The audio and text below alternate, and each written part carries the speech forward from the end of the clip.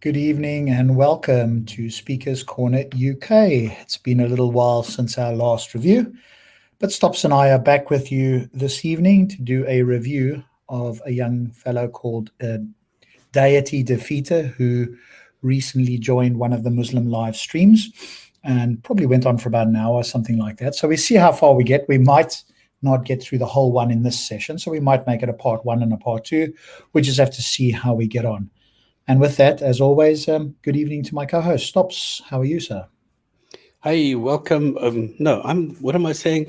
It's good to be here. Hello, and welcome everybody who's listening.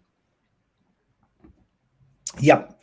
So we'll start this one, pretty much immediately, unless there's something else Stops wants. I think normally people want us to get on with this quite quickly. As I say, a young fellow who joined the stream with 4 or 5 of the Muslim guys on the arena.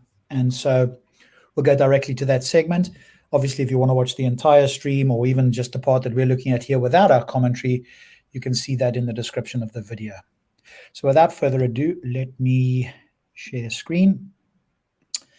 Bring up that particular tab. Here we go with the audio. Hopefully this is the correct one. And it is. There we go. And I can leave up the comments as well, and that can be potentially a source of amusement or entertainment or education as well. So here we go, the young guys in the bottom left-hand corner, and there we see the 5 Muslims: Hamza, Hashim, Uthman, Yusuf Ponders, and Ijaz. All right, without further ado, here we go. And Stops, you just shout, otherwise I'll stop it, obviously. If there's any comments, I can't see this comment stop, so if there's anything that you want to read out there, then just let me know and you can read out from the comments. I'll be looking directly at the video. Okay. Here we go. I've been waiting for a while. Can we see your ID, please? I'm gonna check it. Go All right, go ahead. Okay, so I would be curious as to your objection to the problem of evil. That's the main reason why I'm not a theist, because I think that theism has trouble explaining the persistent existence of unnecessary evil in the world, from things like malaria, depression, flesh-eating parasites. Okay, let's just remember this, because this is going to go on for quite a while. So we remind ourselves, we put a line under it, a dot under it, if you like. His biggest problem with what seems like theism in general, certainly personal theism, is the problem of evil, unnecessary evil in the world as he sees it, and that's the reason, one of the main reasons, he's not a theist. So let's keep that in mind, because I have watched this and it'll kind of go all over the show. So let's remember in our minds that it's the problem of evil that he came on here to challenge the Muslims on, and how might they give an account for what might be unnecessary evil. Give that to Yusuf. Give that to somebody else, man. I talk too much on this show. Yeah. Yusuf, hit it. So you're an atheist, yeah? You're an atheist, and you don't believe God exists because babies die of cancer. Is that right? All right. You can always, and Stops, of course, is laughing as well. You can always count on Hamza to give him the most uncharitable summary of somebody's position. The reason he doesn't accept theism or indeed a God is because if there is a God who's supposed to be omnibenevolent, a personal God, so his critique is specifically against a personal God, his critique would not work obviously against generalistic deist God, for which you don't know whether the entity is omnibenevolent or not, simply a creator. So it wouldn't be an objection against that sort of a God. But the reason he doesn't think a God exists is because if it is the case that by definition what we mean by God is either all merciful or omnibenevolent, that is all good, then unnecessary evil in the world would not be what you would expect from an all good or an all merciful God, and therefore that God would not exist. That's kind of where he's going with this view. And I quickly want to say hi to everybody in the stream. And Kathira, I never know how to say it, is getting really creative. I mean, I've never seen anything like this before. I don't know how you get the codes for that. Excellent stuff. Sorry, I can't see that. So as long as everybody else knows what it is. Cool. So, all right. So there we go. I think I've summarized it reasonably accurately. You can take Hamza's view not to be the most charitable view. And I think this is something to bear in mind as well, right? You do want to represent your interlocutor such they go, do you know what? Yeah, that's exactly what I believe. And you actually said it better than I did. If you can do that, then A, you've understood it. B, they will know that you're being charitable and intellectually honest, and the conversation is off to at least a good start. Now let's see if he's happy with. Rob, I just want to point out something, because what really baffles me is that somebody is paying their 500 dirham, and I don't understand what these people are doing. Now, this is from Emirates, and the conversion is very easy. You just knock off a zero and double it. So this is $100, roughly. Okay, it's a little bit more, but okay, whatever. But somebody is paying $100 for this to give Hamza's Den $100 for making the stream. So this is the kind of level that we're talking about. For me, this is crazy. If I look at other streams, if I go to Christians, if I go to atheists, and you also have this what is it called, power chat or whatever this is called, people are giving like $2 or $5. If somebody gives 10, it's already a lot. And here, people are dishing out $100 for this. For me, that is absolutely amazing. Yeah. I mean, there are other things, but I think that's one point. The Deity Defeater. If Yusuf answers your question, inshallah, and I know he will, you are ready to accept that there is a creator, then, right? You're not just your debate; you're open-minded, right? Well, so I have other reasons why I'm not convinced of theism. So there are some other arguments, but that's definitely the biggest roadblock to me. Okay, so obviously that's a bit of a silly question, because I think he said that in the beginning, right? This is what the biggest reason, I think, or he said words to that effect. He's now clarified that again, that there are other things. So if there were an answer, which is very, very unlikely, I could bet my house that Yusuf couldn't give a satisfactory answer to this. And not to say that, I wouldn't accept any answer. Of course, I would accept one if I thought it was satisfactory. I've never heard it from, even the most sophisticated of theists. And Yusuf is certainly not that. So it's very unlikely that he's going to give a sufficient answer. But this is the sort of thing that, Uthman, the guy Uthman, it's like you just want to continue. When he opens his mouth, it's a bit like Hamza. It doesn't help the conversation in any way.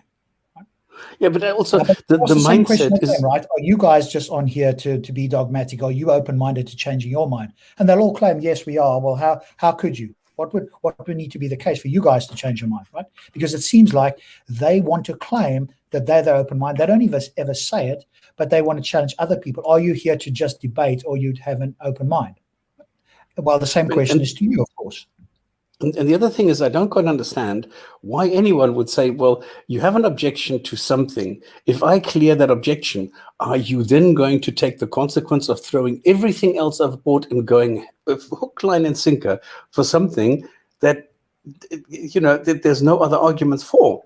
All you are doing is, if you are going and clearing out this objection or this misunderstanding or this misconception, is you are clearing up that misconception. It doesn't mean automatically that if you do that, then automatically you're going to have a totally different sort of consequence or action resulting from that. And this is what I don't understand, that anybody would think that this one action or one thing leads to something completely different. I don't get that. Being a theist. Let's remove clear the road for a real path. So what is it about the existence of evil in the world? Why is it unnecessary?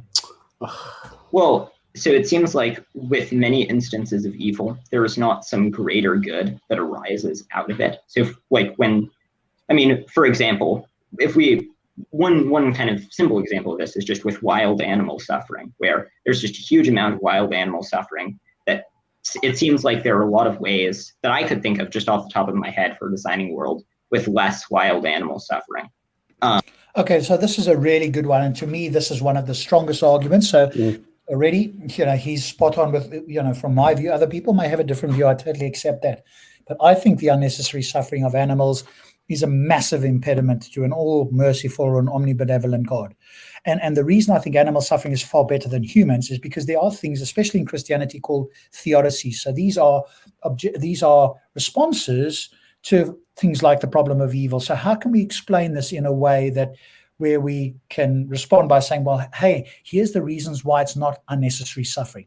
And these have been historically centered around human beings because, of course, that was we're all the special thing. We're all special in God's eyes, and yet, there's all this suffering. So traditionally, it's always been about how do we explain human suffering so that it doesn't appear to be unnecessary. But with animal suffering, it avoids all of these theodicies. So all of the excuses that they would give for humans do not work on animals. Hey, you've got free will. Hey, you're choosing to do this, all the rest of it. These things don't work in the same way with animals. So I think, to me, this is kind of the nuclear option, and I'm totally in agreement here. I always give the example that I've got from Skydive Phil as well, the idea of the lion catching the zebra, etc. I won't go into that now, but he's on the same line. So let's see whether they can remotely respond to this in some way, because we do have to give what we think is, if we say that there's unnecessary suffering, we do need to explain what we mean by unnecessary suffering, and then give an example, right? I do think that is a requirement if I'm going to bring this up. So obviously I'm well prepared to do that. And then it's up now to the theist, to, in this case, the Muslims, or whoever the Christians, to respond and go, hang on a moment, no, it's not unnecessary suffering. It's in fact necessary, and here's the reasons why. I don't think they can do that, but that now the burden is on them. So I've delivered my burden. And they can say, well, obviously they would have to say something like, either it's the case that God works in mysterious ways, which is kind of throwing the towel in, or they're going to have to argue that it isn't unnecessary. In other words, there is some greater good in there, and they need to present some reasons for that. And I think, I don't think they can do that. As I say, none of the theodicies that work for humans work for animals, as far as I can tell. So I think he's off to a flying start here. And let's pay attention to whether they can, whether it's Yusuf or anybody else here, can actually address this and show that, in fact, hang on a moment, no, this isn't unnecessary. There's something that I want to point out in the comments, because there's somebody, which I respect a lot, who says, show respect, guys. He is doing more at 18 than some of us did to find God.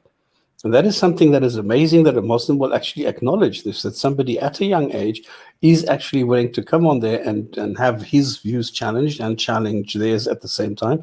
So I think this is very good. It's a very good sign that there are people who are able to rationalize everything and objectify it, and then go and say, look, this is the way that it is, regardless of whether we have differences in opinions, but this is what he's doing. And that's very, very good, I think.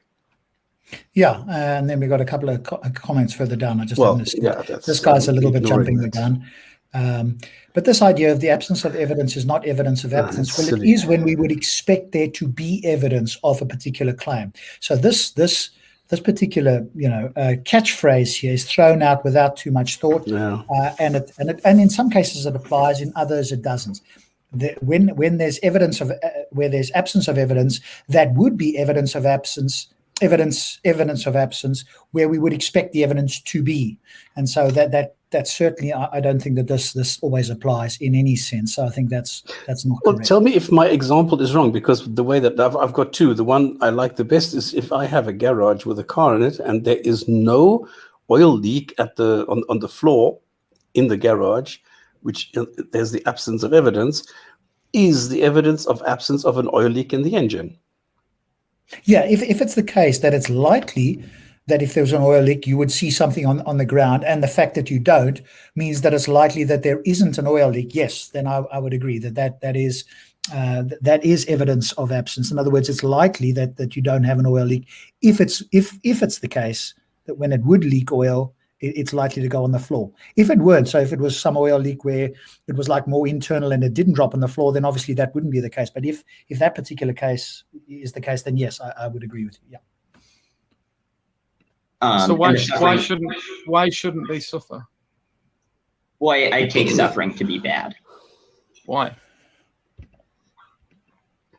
So I'm a moral realist, so I think that there are facts to be known about morality. If you ask me my grounding for those accounts, I don't think that there necessarily is very much deeper of a grounding. So much like I don't think that there's some deeper grounding for why 1 + 1 is equal to 2. I think that that's just kind of a fact about like a necessary fact. I think similarly, a necessary. Okay, I'm not sure why he went down this route. He was asked why they were suffering. Notice that Yusuf hasn't in any way tried to challenge this. And I might respond with, Yusuf, I think that unnecessary suffering, you've got to keep using that word, because when I've brought this up with people, they either on purpose or just forgetfully don't include the word unnecessary. I had this conversation with a Christian, actually. I had to keep reminding him, and I said, if you keep one word in your brain, it's the word unnecessary. And so if I was speaking to Yusuf, I'm not going to go into, my moral view unless that was relevant, and I'm not sure that this is. I suppose in his mind he's going, okay, well, the reason that I think suffering is, and he's going to give a grounding for his moral system. I'm not sure you need to do that. All you need to do is ask Yusuf, do you agree that if it were the case that there's unnecessary suffering, that would equate to evil? Now, Yusuf can say either yes or no to that. If he says no to it, then then of course the question is, what would you accept as evil hypothetically? If unnecessary suffering is not evil. If you do accept that it's evil, great. Now I'm presenting you an example here, and what I'm looking for you is to show me that in fact you've got some answer to this in the animal world. And I think like a specific example would have been helpful as well. He said just generally about animals, and I think that that's kind of okay, but I think giving an example where the same goal is attained, but there's no seeming benefit for the suffering that's involved. That's why I use the example I do with the lion and the zebra, because there the same result happens. The zebra is killed and eaten, and in fact, in the result I give, it happens quicker and easier both for the lion and for the zebra. So to me, the goal is attained even better than currently it would be as we understand it at the moment. And so I think that would have been helpful here. But at the moment, we're not hearing a response. Yeah. I use the specific example of the wasp that lays the larvae inside a caterpillar, so that the larvae eat the caterpillar from inside out. And I'm sure I could think of a better way of sustaining the growth of larvae without having a caterpillar being eaten inside out. Yeah, I agree with that, and there's some intuitive view on that. I think the only thing that I could say on that one, Stops, is the bug, using bugs might not prove as powerful as like higher order animals, because it could be that somebody could take the view, well, those, that they don't have a nervous system as far as we can tell, and they're not suffering. Yes, their life is lost, and maybe that has to be blah, blah, blah. I still think that intuitively it's a good one, because I think we can all go, okay, well, even if the bug can't feel pain and suffering, it's dying in a slow way that it otherwise wouldn't do. So I think it can work in that way. I'm just thinking that if somebody is going to object to, the bug suffering, because that's ultimately what it is, then, that might be the only sticking point with using, those sort of animals. But I still think intuitively it's quite strong. And of course, I like the other one by Pine Creek with the drown or poof. Yes. So that's the other option, right? If you were with God and God asked you, before Moses, Right. you're about to bring, death to the world except for Moses and his party, would you drown everybody and poof them out of existence? Not Moses, sorry, Noah. Noah, yeah, Noah. And he asks that. So again, that's just push. It's called an intuition pump. So it's pushing against people's intuitions. What would they do if they had the choice? I think it's very powerful because it gets them to think. But that's the humans again. And again, that's why I want to stay clear of humans, because there are answers to humans that, although I don't find them particularly appealing, I think theists can find them more appealing. I just don't think that works with animals. I think animals is, to my mind, the nuclear option. It's much more powerful than humans, especially higher order animals that we've got every reason to think does suffer and can suffer unnecessarily. And I think that is very hard to explain. Sorry, I didn't hear what you said. So you incline to moral realism because of intuition? That's one of the reasons.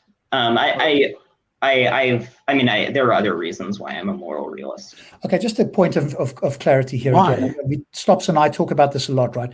Don't offer unnecessary information. Now he's going off on the path of challenging him about moral realism. He doesn't need to do this. He could have this view whether he's an anti-realist as well, so somebody who thinks that facts aren't real in the true sense of the word, if you like, he could still have a view. And I think offering more information than is necessary allows this to happen, because now Yusuf, at the moment at least, is questioning him about his moral position and not taking up the challenge of, this idea that there's unnecessary suffering among animals. And so I just don't think that it's helpful to give an account of your moral system unless there's an exceptionally good reason. And I don't think it was necessary for him to do it in this case, it seems to me. And we can see the result now, right? Yusuf at the moment is not answering the challenge that's being put forward.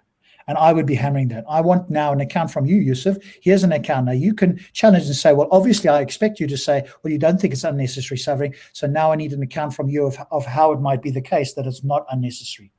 And I think it's very difficult for a theist, right? Now they're on the spot, but at the moment he's not doing that. And so he's been allowed to sidestep the main critique at the moment. Okay. But so go on. So you've got a number of reasons, one of them being intuition. And you see suffering as bad because of this intuition. Yeah, and I think that we can give other arguments for why utilitarianism is a plausible ethical theory. But even if we're not a utilitarian, I think just generally, almost everyone is in agreement that suffering that doesn't fulfill any purpose, but just suffering for its own sake, is something that it would be better if there were less of it in the world. Okay, so how would you determine whether there was no purpose objectively behind this? So I would use reasoning to try to figure out if it was instrumental for some greater good, so if there was something else that it caused, or if that suffering was just kind of was not necessary for anything greater. But I would. Okay, so I think that's kind of a good answer. So what it means by instrumental is, it's like, is there some greater reason, right? So here's some suffering. We can always use the example of, like, when you go to the gym, there's some level of suffering you go through in the gym where you're lifting heavy weights, you're having the burn sensation in your muscles, but you realize that in time, you'll have these microfiber tears and you'll build muscle if you do it consistently, eat well, and exercise regularly, right? So that could be considered a form of suffering, but there's a greater good. Same with taking out a rotten tooth or whatever the case is. So that's just what he means by instrumental view. But I think what's more powerful is to give a scenario like I do, or Stops does, or whatever. Give a scenario and say, hey, here's my view of how it could have been. Do you agree that that's logically possible? God could have made it this way. And here's how it is. And can you see any instrumental reason for this suffering over the scenario that I've put forward? And now the theist is on the spot. And I think that's very, like I say, very difficult to do. So I think it's much better if you give a scenario and you give a hypothetical as well as the real world. And, somebody like Yusuf will have to agree that it's logically possible God could have created it, in a different way. And now the burden is on him to show how that the way that it currently is doesn't have unnecessary suffering. And in the comments, you can see that somebody thinks this is very funny, ha ha ha. And then towards the end, it's so thoughtless. It's exactly what we were talking. Things happen for a reason, young man. This is exactly why he is here. This is exactly his question. What is the reason for this unnecessary suffering? And to answer, well, things happen for a reason, is one of the silliest answers anybody can provide. Yeah, well, that's a trivial point, isn't it? And that's completely unhelpful. Because you could say that about anything. And so, if that particular person got a slap across the face or got blown up by a landmine or whatever the case is, you could just run the same argument. I'm sure at that stage, he's not going to be so cavalier that things happen for a reason. Go, oh, well, just happened for a reason, right? It's easy to be cavalier when you're just sitting in the comments and not thinking deeply about it. But if it were to happen to you, a loved one, or indeed anybody else, you could say the same about the Muslims that are being persecuted in China. Well, it just happens for a reason, right? So I think it's an insidious idea, and it's certainly self-defeating unless you're going to be absolutely consistent and just nod it off and go, well, it happened for a reason. I lost my leg, got bitten by a snake, attacked by an animal, whatever it might be. It happened for a reason. Yeah, I don't think most human beings, if any, really, are going to just shrug it off like that. So it's a pretty vacuous statement, I think. I would add that the challenge is not just to show that there's not, like, even if there is some suffering that is for a greater good. The challenge is to show that there is not another way of achieving that greater good without that. Perfect. That's the great answer. Yeah, that is, and Stops and I both saying it together there. That is the key point, right? He's now made it very clear that there could be some suffering, but you have to show that suffering is in fact necessary to reach the same goal. That's why, like I say, use an example. If this young fellow ever hears this, he's a pretty smart guy. He might be even smarter than both of us. But have an example in mind that you can use yourself, where you give a scenario of how it is in the world, especially with animals, and how it could have been different, i.e. with less suffering and the same goal being achieved. And then now the theist has to explain this. No, but the question is and so why shouldn't there be suffering? Why should there have to be another way? No, that's okay, not so the notice question. this again. You've got to harp on it, because now Yusuf is kind of falling into the same trap of this. Is just thinking, okay, well, it's the case that there doesn't need to be, what he's saying is that there shouldn't be any suffering. He's just said it there himself, right? There could be suffering for a greater good, but it could have been, what you have to recognize that it could have been a different way. And the reason he's asking you, I guess, is, well, because if God is all good, then to achieve the goal, when there would be unnecessary suffering, would fly in the face of an all-good God. So you have to show that the suffering is necessary to achieve the goal, and the goal couldn't have been achieved any better, or even similarly, like evenly, if you had a different way of doing it where there wasn't a suffering, but the same goal ended up being this, the goal was achieved in the same way, even if it was the same or better. That's what you have to show. And so, well, I don't think that there's very much deeper of an account. I just think I think that suffering is bad, and I think that we can give arguments for why suffering is bad. But I think virtually everyone accepts that suffering. Why is this? bad. Rob, just hang on a minute. Do you see this Ijaz guy? Why is he shaking his head? Come on. I mean, if I have pain, if I'm suffering, if I have a toothache, there is nothing good about a toothache. It's there to signal to me there is something wrong with my teeth. But if I acknowledge this, there's no point in carrying on with the toothache. So a toothache is making me suffer. So if I am at the dentist, then there's no point in me getting any more toothache because I'm having it fixed. So there's a lot of instances where I can say, no, this pain is not something that I enjoy, especially if it carries on unnecessarily. Again, this word that we have to use. And therefore, to shake your head before he has even said anything, because you maybe find one pixel on the TV which is not 100% correct. Now you're shaking your head and sort of throwing out the baby with the bathwater. I think this is really, really bad what these guys are doing. I think it's, again, you've highlighted, right? Because in the Muslim world, suffering is part of the test, right? The greater the test, the greater the reward, and the test would involve some suffering. But that's why you have to, as you pointed out, continually say, and I would say with Deity Defeater, he needs to keep saying it, which is unnecessary suffering. Every time he talks about it, say unnecessary suffering, because if you don't, they will take a view, and which is what they're going to go down now. But hey, they're going to now make the argument that some suffering is good or necessary or instrumental. And that's not the point, right? The point is that unnecessary suffering is in contradiction or in conflict with an all-merciful or all-good God. Not that some suffering couldn't be good. But even if you granted that, which is what he said, you'd have to show that it couldn't have been accomplished in any other way where the suffering, wasn't there. So could the goal have been achieved, whatever the goal is, without suffering? Is it logically possible?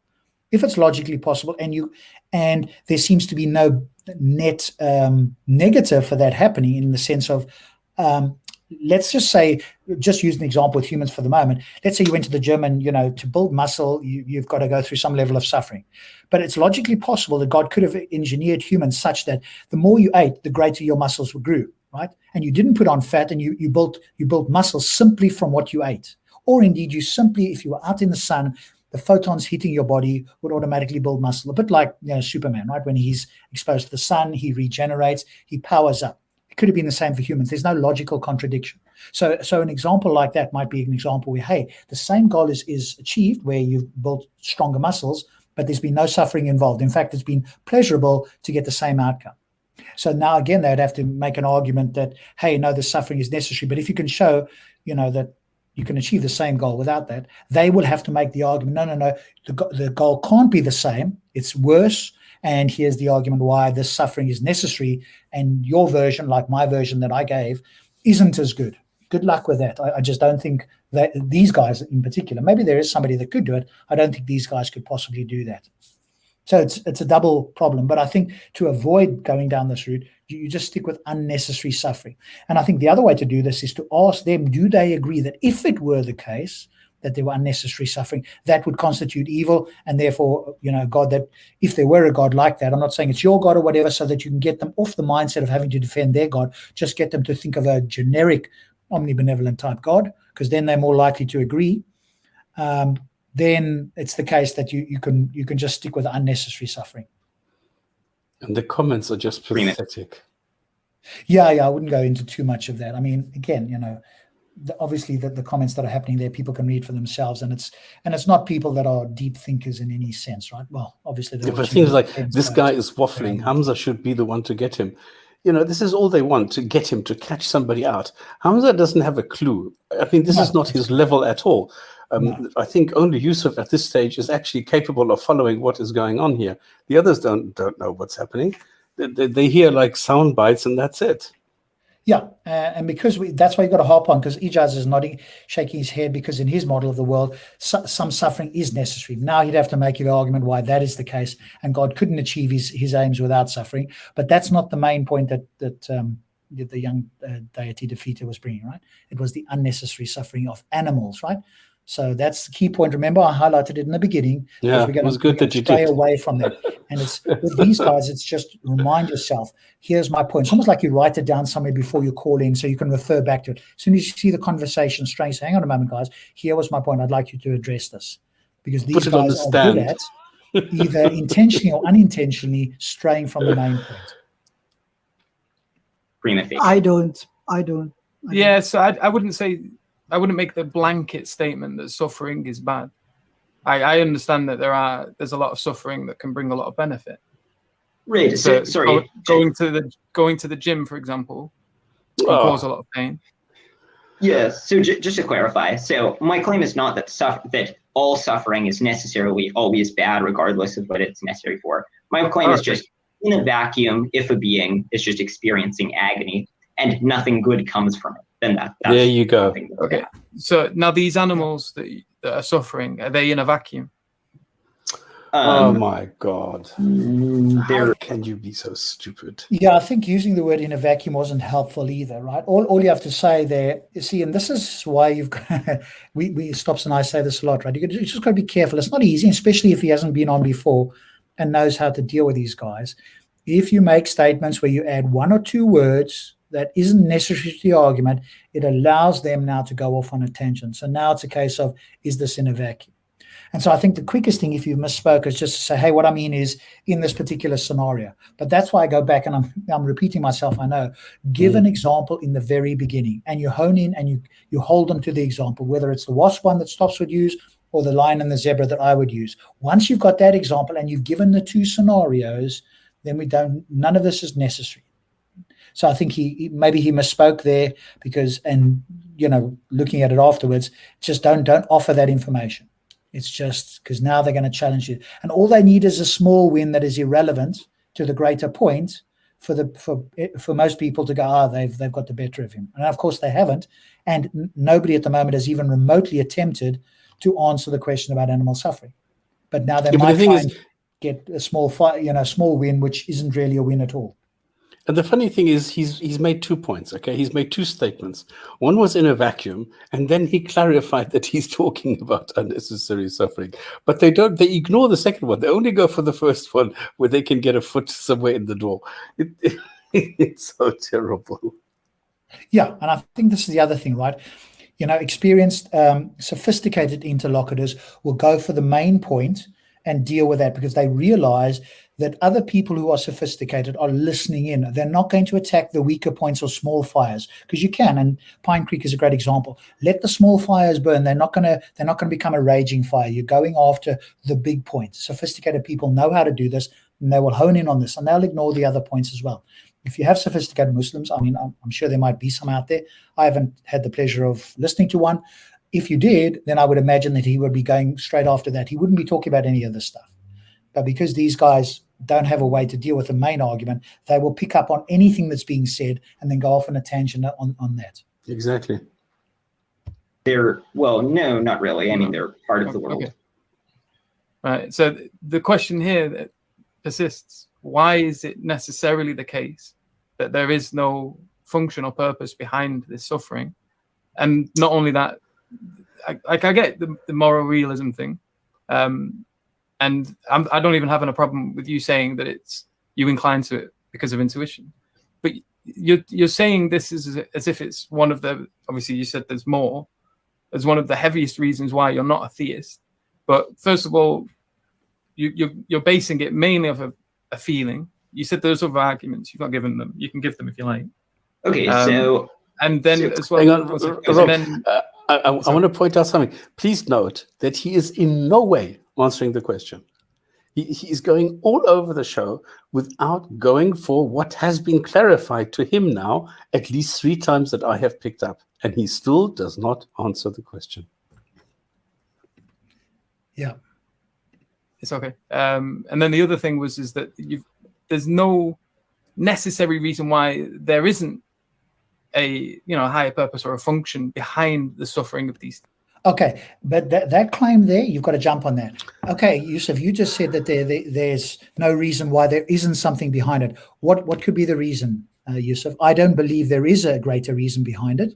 That's why, again, I think the example is useful. Give the example of, in Stop's case, the wasp laying its egg somewhere else or whatever. In my case, the zebra dropping dead, dropping down, immediately, naturally, under anesthetic, so that it doesn't feel any pain. The lion gets its feed and so forth. That's assuming, of course, that God had to create the, animals in the way that they have to eat each other. Of course, logically, he wouldn't need to do that.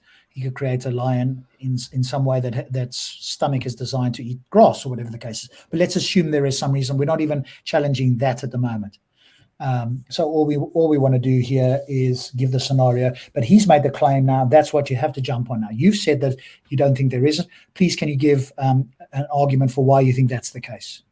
You've got to jump on that quickly. Otherwise, you end up just responding. And he's given his reasons. Maybe you could challenge them and so forth. But I do think it's up to Yusuf now, or indeed the other guys, to go, no. Hey, Muslims here, we want to share with you why we think that it isn't unnecessary in the case of animals, and here's our response, right? Whatever it is. And of course, Yusuf is changing it. He's asking the questions. So if you pick up more experience, you will stop this. And you will at some stage say, okay, look, are you able to answer the question instead of now questioning me? Are you able to answer what I asked you? I'm happy to answer your questions, but can you first answer mine? And that is something that you need to, hammer down a couple of times, because they will carry on exactly like this, then questioning anything that is irrelevant that you said, that you provided inadvertently, without answering yours. Yeah, and I think, the Socratic method is a great way to avoid this, which is to ask them, do they agree that in principle, it's possible that there could be unnecessary suffering? By unnecessary mean that the goal could have been achieved in some other way. If they say, no, it's not, well, then they need to provide an argument for that.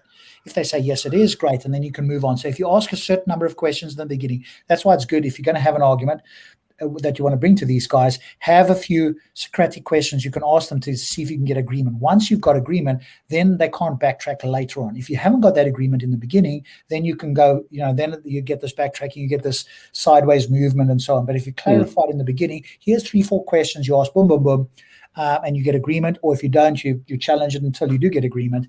Then it's much easier later on down the line. That's excellent advice. Yeah. These things. You haven't demonstrated that there has to be another way, or that another way is even better, because this is again based on a similar intuition to the foundation for your moral system as well. Okay, so in terms of the first point about why I'm a moral realist, so one of them would be, I think that, are you familiar with the concept of future Tuesday indifference from the philosopher Parfit? Off the top of my head, no. I may have read it at some point. But. Yeah, it's just honest enough to say, no, I haven't heard that, and get on, right? The umming and ahhing just kind of makes it look like you haven't read it, but you don't want to say that in case it sounds like you're not as well read as you could be. Look, none of us are, even the greatest philosophers in the world, there's things that they haven't read, right? There's no shame in saying, hey, I haven't heard of this before. Nobody expects anybody to be an expert in every particular field or to have read every philosopher, whatever the case is. But the umming and ahhing just is like, doesn't sound, it sounds worse actually than just saying, do you know what? I haven't heard of that particular thing. Can you inform me? There's no shame in that. Right? Okay, so it's a thought. But by the way, the other thing I want to say is, you see what's happening now? He's now going down the line of giving reasons why he's a moral realist instead of Yusuf giving some argument for why he thinks that there isn't unnecessary suffering of animals. Right? Notice what's happening now. So unfortunately, Deity Defeater is now giving reasons for his moral view, and that's unnecessary. All he needs to get is agreement that in principle certain things are the case. Once they agree that in principle there could be something that's called unnecessary suffering. If there is, that would be considered evil. If that were the case, then an all-good God or an all-merciful God would not exist. If that were hypothetically the case. Now the other guys probably don't accept hypotheticals or don't even understand that, but Yusuf would probably accept that, right? And so, but that's all you need, because you don't really want to be dealing with a low-hanging fruit. You want to be dealing with the people that are most likely to be reasonable and understand that the arguments being presented. Thought experiment from Parfit that attempted to show that we can have reasons for things that are outside of our desires. And so the thought experiment is, suppose that there is a person who just, let's say they've been hypnotized into being indifferent to their suffering on future Tuesdays. So when it is a Tuesday, they have a very strong, they've experienced suffering the same way anyone else does. But then just when planning out their life, they are just apathetic to the suffering that will happen to them on future Tuesdays. So if given the choice between getting a super painful dental surgery on Tuesday with no anesthetic or getting a one that's only a teeny bit painful on Wednesday, they would prefer the incredibly painful one on Tuesday. It seems like that person is making a rational error, which I think points to there being some external normative reasons, such that our reasons don't merely stem from our desires. And there are a series of other similar accounts that make it so that it's just really, there are some really weird things that you have to accept to deny that there are external normative reasons. Can I just say something? That's a nice example. Really, yeah, it's a very good example, right? And Derek Parfit is a extremely influential and well-known philosopher. Look him up. I haven't read a lot about him, but he's got some very famous things that are attributed to him. And that example is a really good one, right? If it were the case that you had this really painful thing that you might do on a Tuesday, we would look at somebody like that going, there's something wrong with this person. Why would they choose that if they could have a minorly painful dental appointment on Wednesday? There's something going on there about us as human beings that would make that very unlikely to be the case, unless there was something with that human that was different to the rest of us. So I think really, really good example there. But now notice he's used a little bit of philosophical language, and there's kind of silence from all of them. And now we have Hamza sort of jumping in here, and I don't think he's going to say anything just from past experience that'll be in any way substantive. And we see Nadir Ahmed has just joined the chat. Oh, okay. Well, I'll probably ignore that. Something at this point. Sorry, I know are you in a flow, Yusuf? Shall I let you continue with your flow? I can continue, but what are you going to say? You're going to be mean? All right, because this guy's jumping from atheism to theism. I'm kind of confused. How he's jumping from the idea of there's no God whatsoever, and also there's a personal relational thing. I'm kind of like trying to work out what the stumbling blocks is. Okay, so clearly, he is confused, which is sort of par for the course, unfortunately. But is it helpful at this moment in time to try and mollycoddle him when you're in the middle of a conversation with Yusuf? Right? Maybe ask afterwards. If it was deep theoretical physics that Lawrence Krauss was speaking to Skydive Phil about, I'm not going to jump in and go, hang on a moment, guys, unless there was a good reason to do so, right? If the audience were complete lay people and they were talking high level, I might jump in. But if it weren't the case, and I had an audience that could follow along, I'm not going to jump in and go, hey, guys, I have no clue what you're saying. Let me just interfere at the moment and dumb this all down. But And I especially don't if know. it's only me, right? If there were chat was going, hey, none of us understand this is deeply technical, da da da da. I go, hang on a moment, guys, okay. But it doesn't seem to be the case in the chat there anyway, to the degree that I'm looking at it. So maybe this is just a Hamza thing. And if that's the case, to screech the brakes on here to try and give him like a layman's understanding of what's going on here, because he's not following. But I think his mind wanders anyway. So it's not only can't he follow, it's that the mind wanders anyway when it's a bit above his pay grade. So I just don't think it's helpful to kind of bring him in at this stage or entertain that if one could avoid it. What I noticed is that Ijaz was holding up his phone. Hamza, please check your messages. And I think that either him or somebody else said, look, this guy is on a good track and he's putting you against the ropes. So I would suggest you get rid of him very quickly, because he is arguing for a deist case or deist or whatever case, whatever he said. So I think it's somebody else is instigating this and putting Hamza on this. And this is why he is intervening now and doesn't really, he didn't follow. He doesn't understand the flow of the whole conversation, that what is happening, what Yusuf is doing, that he cannot answer, and is trying to put Deity, Defeater, on the wrong foot, which doesn't seem to work. I think he's catching himself now and going back. And this, I think, is why Hamza is going in, because he just went and, I don't know if you saw this, held up his phone. Hamza, check your messages. Yeah. Because, for example, just a quick one. You're saying because suffering is in the world, that means God doesn't exist and we evolved from fish. Is that what you're saying? Holy No. shit. Talk about a straw man of epic proportions. I mean, it's like at this point you just want to ignore it. No, that's not what I'm saying. Okay, Yusuf, let's get back to the conversation. Yeah, right? exactly. You've just got to be a little bit rude at this point. This guy is so far off with the fairies that he's not even in the same ballpark. It's like he just joined the conversation 5 seconds ago and has no clue what's going on. And yet he's been sitting there from the beginning of this thing. Unbelievable straw man. Well, I think we have independent reason to suspect that we evolved from fish. Yeah, but no, that's what you say. Okay, but again, he's falling into the trap. Don't mention that. Just don't get involved there. No, that's not what I'm saying. If you listen along with Yusuf, maybe you'll pick it up. I want to carry on with Yusuf rather than sort of backtrack now and try and explain the whole thing to you, if that's okay, whatever, right? And now we've got the philosopher over here in the chat as well. So, and he's going to jump in at some point as well and give his 5 cents worth, because, hey, he feels like it's his thing to do. He's saying, because of this suffering, is one of the reasons why you believe we evolved from fish, yeah? Well, no, I think suffering is one of the whole reasons. fish thing's a huge tangent. We probably should. Oh, thank you, Yusuf. Thank At you. least you've noticed that, right? Okay. Yeah, complete and utter, red herring tangent, etc. No, I'm not going to go through that. I'm not going to go through that. The point here is this. Is it a red herring? What if the creator intended suffering to exist in this world? Wouldn't that be evidence for a creator? Okay. If the creator intended suffering, you would need to show that he intended suffering and that in the animal kingdom there is no unnecessary suffering. Can you do that?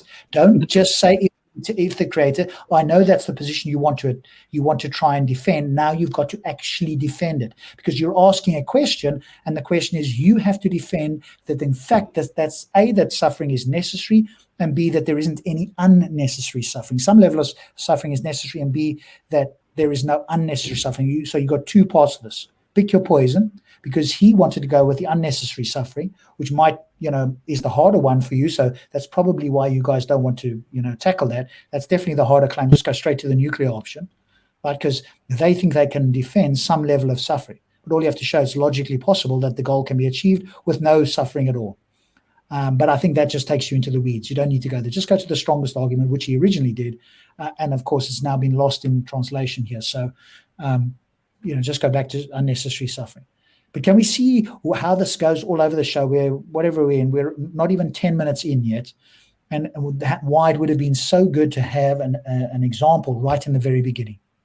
Right? If you had that example in the beginning, then going on all these tangents will be unnecessary. You don't have to explain your moral view. You've got these two scenarios, and one of them is massively intuitively the case that there's no suffering and the same goal is achieved. And now you can obviously add, a rational argument to that if you needed to, but it kind of almost sells itself. And now they've got all the hard work to do to show that, in fact, the other option that achieves the goal with the suffering is somehow not unnecessary. That's very hard to do, I think. So if there were a creator who had a disposition such that they wanted suffering to exist in the world, Yes. yeah, I think that the existence of suffering would count in favor of some Would creator. prove the existence of a creator, isn't it? Well, no, it wouldn't prove it. It It would wouldn't prove count any- in favor. No, it counts evidence towards a creator, isn't it? Suffering wouldn't be against the existence of a creator; it would actually be for the existence of a creator. No, That it would would show only that it's not a case- merciful creator, you fool. Yeah. That would only be the case if you could demonstrate beyond a shadow of a doubt that it wasn't unnecessary, and that suffering, that the goal of the suffering couldn't be achieved in some other way that didn't involve suffering. Now, if you could do that, but then if you could do that, then it would show that that's. I just don't think that you can do that. And so, Yeah, but Rob, what you can do is you can say, well, yeah, this God likes suffering animals, likes suffering people, likes everybody to suffer because he is a sadist. But then you need to acknowledge this is a sadist God. yeah, but obviously what they've got to do, which I think is a mountain to climb, is to show that this is an all-merciful or omnibenevolent or good God, and yet he allows the suffering. That's And the this you argument. can't, That's yeah. the position they have to defend. And can you notice they're not doing it, right? He's saying, well, what if it's the case? And the response, the correct, well, at least one correct response is, you have to demonstrate that's the case, and so on. Have you got an argument for that, please? And specifically for animals. You don't want them to go to humans, right? Because that's just a gray area. We can still defend that. We can still challenge them on that. But I just think going to animals avoids all of the unnecessary stuff that they can try and bring up with humans. Now, can you show in this example why it's the case? And all you need them to agree is that it's logically possible that another scenario could be the case. Now, if they don't understand what logically possible means, then you just have to avoid speaking to them. Or you have to explain the whole thing if you've got the time and the inclination to do so. But for people like Yusuf, he understands what logically possible means, so just go straight to him. Right, it would be for it, but it would not be single-handedly decisive. No, but it would be for it, isn't it? It would Be pointing in the right direction. So why are you using it as against the creator? Because we're saying the creator in our paradigm, the creator made suffering, and what? Well, because I think that a perfectly moral and all-powerful God would not create unnecessary suffering. I think that But he did. Yeah, but Like this he is Okay, but can you see it now? He doesn't highlight it. He does say unnecessary suffering, but they ignore that. You've got to keep highlighting unnecessary suffering. If that's the main argument, and I do think that's the strongest argument to go with, you've got to highlight and use language that goes unnecessary suffering, right? So you highlight that particular word so that it's like in bold letters. It's like neon glowing. It's the tonality of your voice. And okay, I'm saying that because I know about that, and he may not do so. But he said unnecessary suffering, but he said it very quickly, and the unnecessary is just part of it. It's the most important part. So you've got to highlight that, accentuate the unnecessary part so that it's dinged out there, and that's the part you want them to hone in on. Now, because Hamza's just ignored that and talking over it, he goes, yeah, God did that, not understanding the implication, of course. Mm-hmm. So you've got to slow it down, baby steps for those sort of people. And if you're going to deal with them, and then, walk through what this means and why they cannot accept unnecessary suffering. That's in conflict with an all good God. But that's why those questions are very good to do at the very beginning and not at this point. Get them to agree to unnecessary suffering being evil at the very beginning, if it hypothetically were the case. Then you don't need to do it now. no, but it's not even unnecessary. The problem here is with the saying that it's unnecessary, because you're basing that on a feeling, on an intuition. You're looking at it and you're like, I can't see why there's a reason to this. Now, So fucking within what? a theistic framework, you could even say that the mere existence of that can offer a test to you and to me, looking at it and trying to establish, well, why is it there? The existence of it can function as part of a test. Because there's lots of other reasons, I would say, to believe in a God. And the existence of suffering, there's no reason to assume that it's not necessary.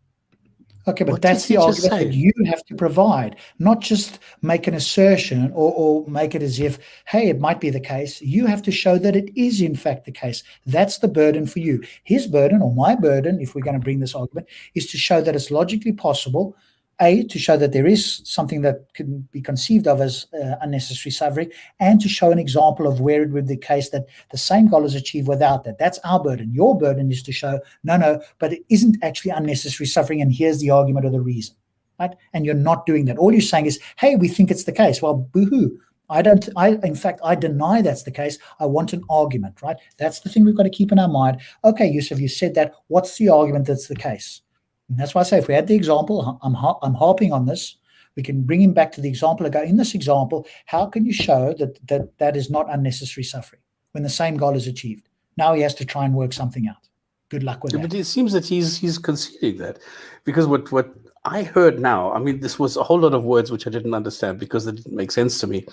But he seems to say, well, yeah, but so what? I mean, it's a God. So if it's unnecessary suffering, then it's a God-induced unnecessary suffering. So God-induced unnecessary suffering is good unnecessary suffering. This is what I heard him say.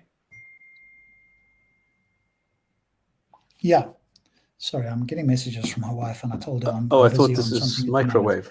No. And I said to her, I'm on a review now. Please, let's speak later or whatever. Okay. Yeah. So yeah, okay. We're repeating ourselves here. Like it's a feeling, it's an intuition.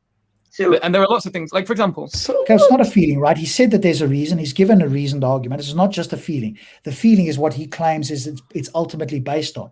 But the unnecessary suffering isn't just a feeling itself, right? There's a rational argument there. So it's not just a feeling. Yeah, but even if it is, well, who cares? You need to answer the bloody question. Well, all they're going to do is go, well, hey, I've got a different feeling, right? So that's how they think they can get out of it. So you don't want to just acknowledge that it's based on a feeling alone. What you want to do is, hey, here's an argument. Here's the reason why I think it's the case. Now you can challenge this. Because otherwise they just say, well, I got a different feeling. now you could imagine, because this was one of the things we used to talk about in the seminars at uni. And the example they gave was like a deer. It's like, well, why did this baby deer run out into the road and get hit, and then why did it suffer? And one of the counter examples to it was just like the mere possibility of that existing can give rise to these kind of conversations, and these kind of conversations could be in and of themselves a function towards someone becoming a believer. So even if the What? Let's just see if I don't know what he understood this said. correctly. Okay. As I understood it, a baby deer runs out and gets hit by a car. He's saying that there's a greater good because these conversations will happen and it will bring about a believer. How the hell is it going to bring about a believer who's going to accept that a baby deer running out into the road and getting hit is somehow a good thing? Because you still have it's to by provide God. the argument for why that's the case, because it could easily be the case that God allows baby deers to evolve to recognize a car as a deadly threat and not go out into the road. If that were the case, and we could see that the moment deers ran towards the road and they noticed cars like humans do, they immediately veered away, that would be a talking point, and that would be evidence towards a God. We go, oh, okay, that's unusual. How did they, if this was a God that did this, well, okay, well, now that's interesting, right? Now the God has programmed into this baby deer the ability to recognize the deadliness of a car and to avoid it. But what in fact happens is that deers don't recognize a car as a threat at all. And so they run out, and I've heard of examples of this. They literally run right out in front of a car, not realizing at all that it is a threat, and they get hit. That to me is unnecessary suffering of an animal, where of course you could happily have it recognize after a certain amount of time that a car is a deadly threat, just like a lion or something else. But the view that this somehow is going to have a greater conversation, there's a greater good there. There's no greater good for that deer. So who's the greater good for?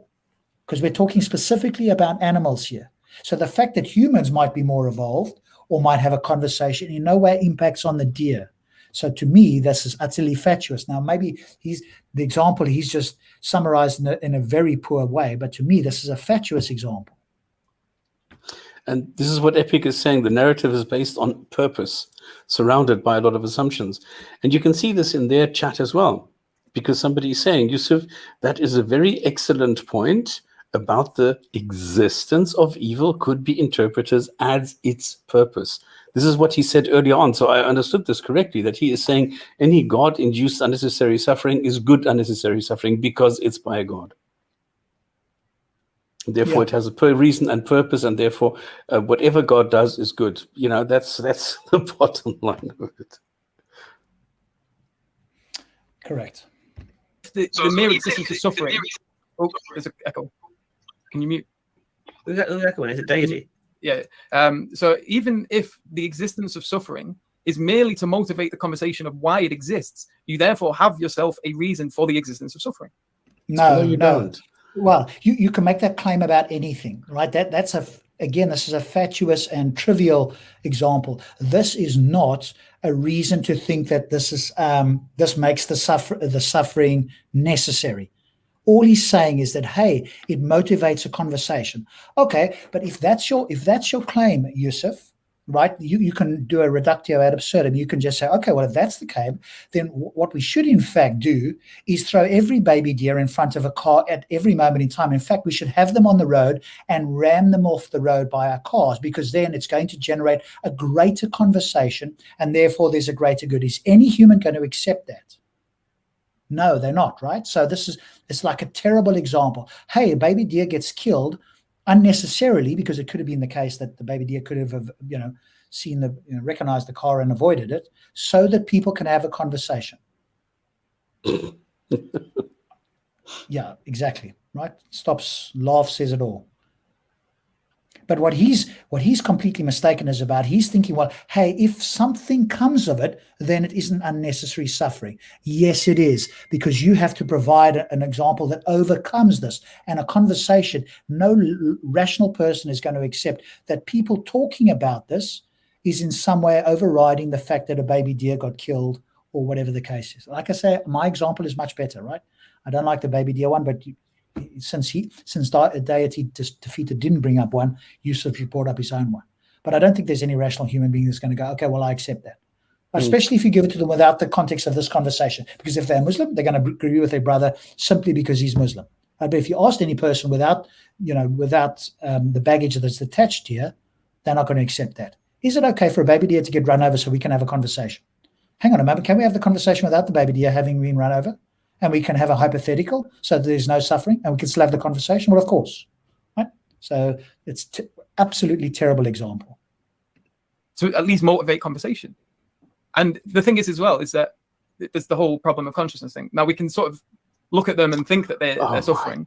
But, in the grand scheme of things, even if they're annihilated, or if there's, we don't necessarily believe it, but if there's like a heaven for animals specifically, like there's a hadith about the person who lives a life of suffering.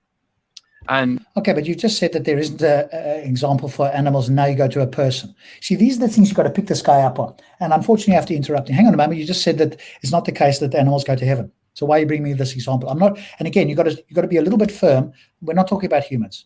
That's a red herring. All I'm talking about is animals. So if I hear you talk about humans, I'm going to interrupt you, because I don't want to hear about humans in any way here. Right? We're talking about the animals themselves. Thanks.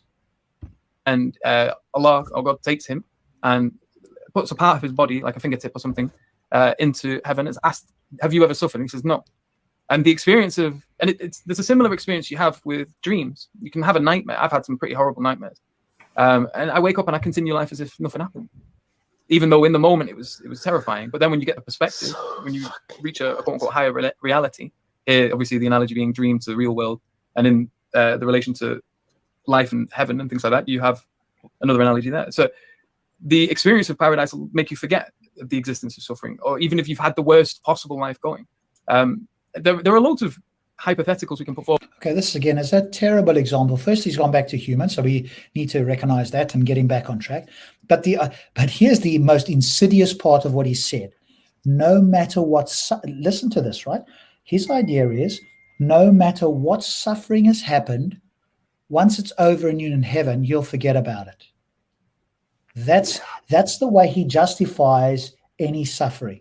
Hang on a moment, there'll be an eternity. Firstly, you don't know if you're going to heaven, but let's assume that you had a very good chance of going to heaven. You are going through that suffering now.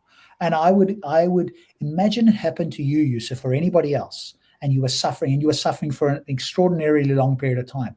Do you think that it's in any way going to be an effect to you to say, well, once this is all over, in a year or 2 years or whatever it is, you'll forget about it? No, you won't. And many people don't. And it scars them for life. And if your only response is, hey, you'll forget about it in heaven, which you're not guaranteed of anyway, you are trivializing suffering. And I would suggest to you that that is in fact immoral. And you don't even realize the implications of what you're saying. But this is another version of poof or drown. Yeah, in a way. But hey, just ignore the suffering, because you'll have a better time in heaven. that's virtually, immoral. And especially, I'd love to see it. Well, I wouldn't love to see it, but if it were the case with his family, is he going to just say to his family members who are suffering, if there were any, hey, don't worry about it. Once this is all over and you're in heaven, you won't even remember this. Are they going to take comfort in that? Is that a moral statement to say to anybody? Even if you believed it or you knew that you were going to heaven? Put forward that give purpose to suffering, that don't make it unnecessary. Whether or not you amazing. like it is irrelevant. Whether or not you wish it wasn't there is irrelevant. It's there's no necessary reason that it shouldn't be present, I would say. And Excuse me? the only reasons you give at the moment are just intuitive. Did Okay, he he hasn't just given say any. that it shouldn't be there? It would be wrong if it wouldn't be there? Yeah, he's saying that for some reason that's suffering. And again, right, he's talking about humans now. Again, you see what happens. You've got to keep these people on track. They will wander off in the long grass, because with animals, it's much harder for this stuff, which is why Deity Defeater brought it in the beginning. You and I were both like, that's great. But can we see what's happened? It's now gone off into the long grass. And now we're talking about humans again. And because the Muslim view is, hey, well, there's this test and suffering is part of the test, and the greater the suffering or the greater the test, ideally the greater the reward.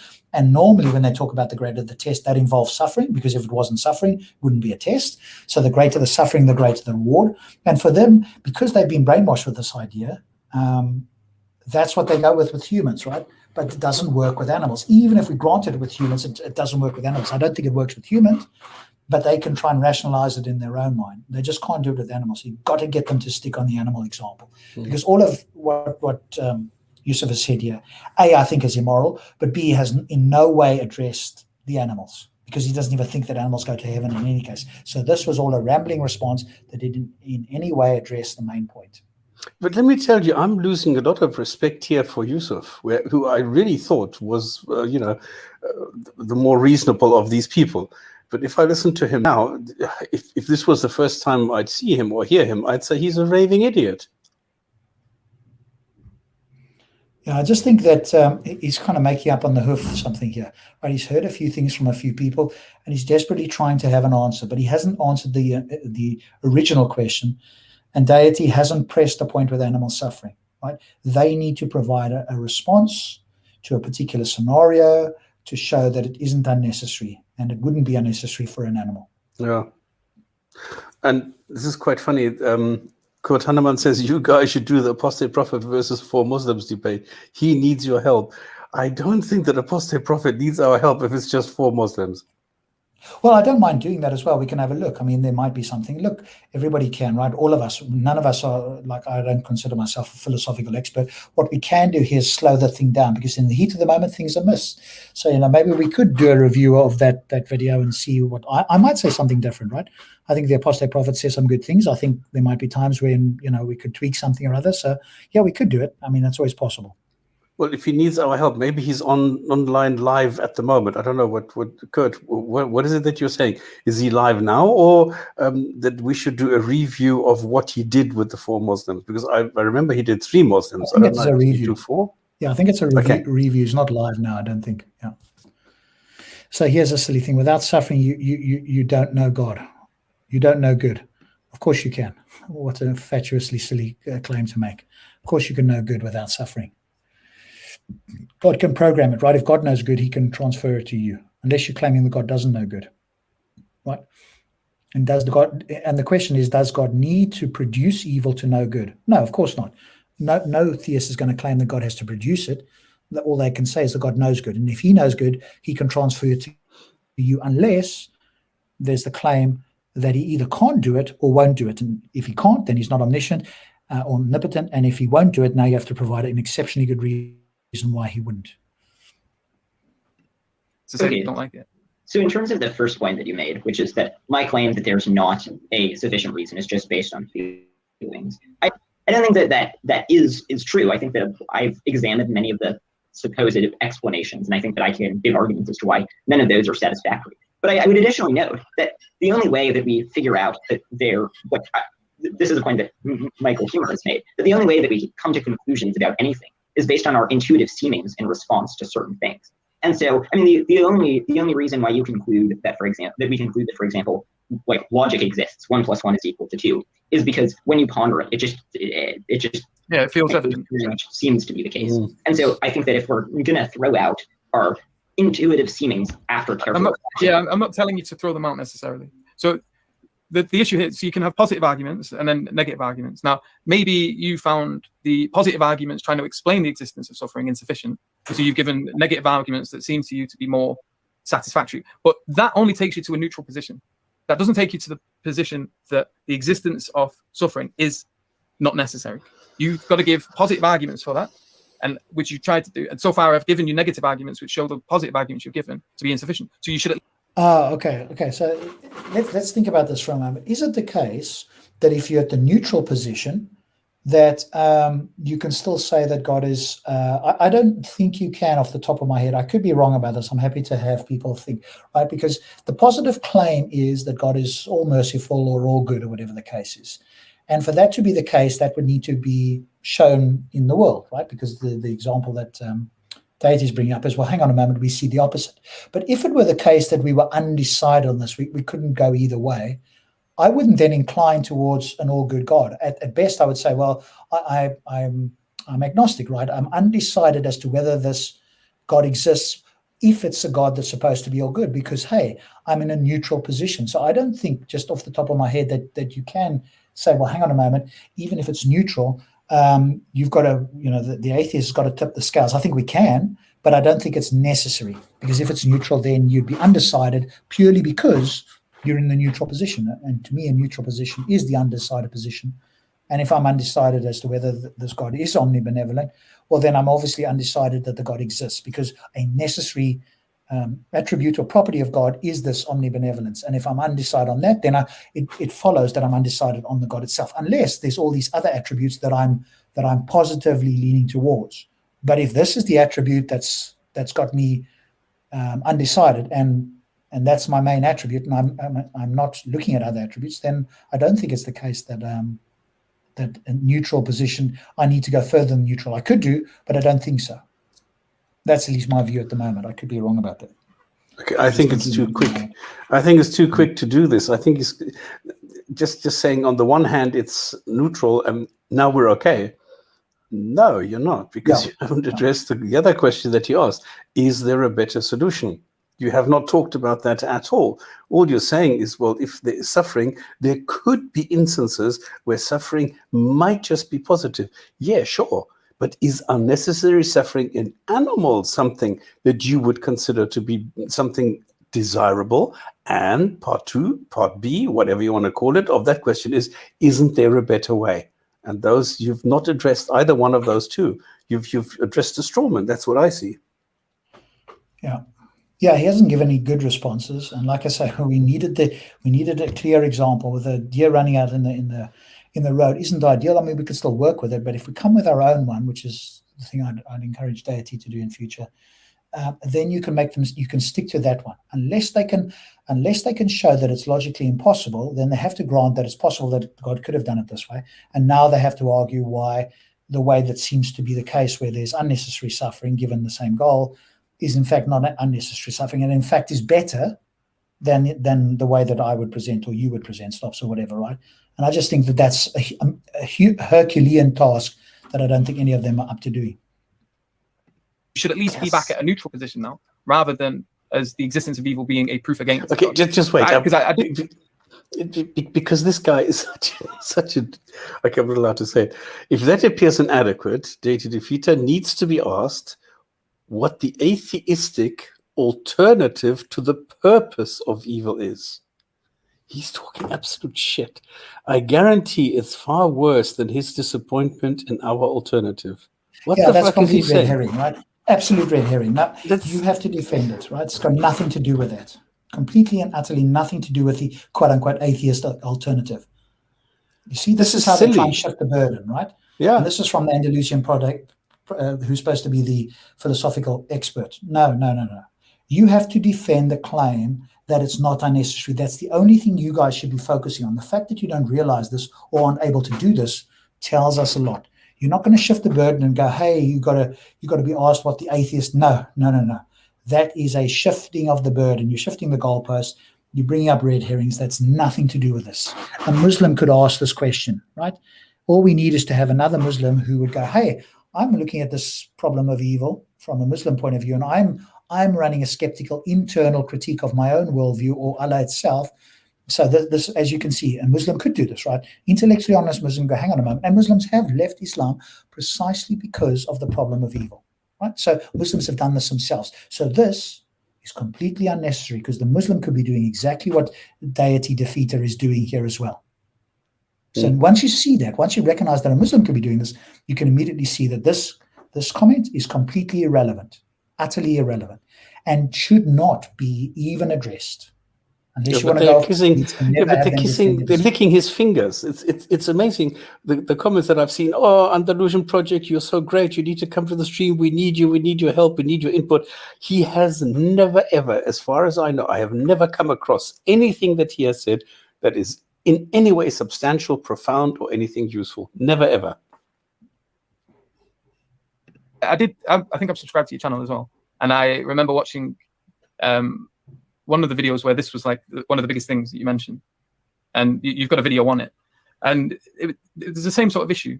It's you're basing it. All I'm calling you at least here to is a neutral position. I think I've given even a good positive argument. You don't have to like suffering.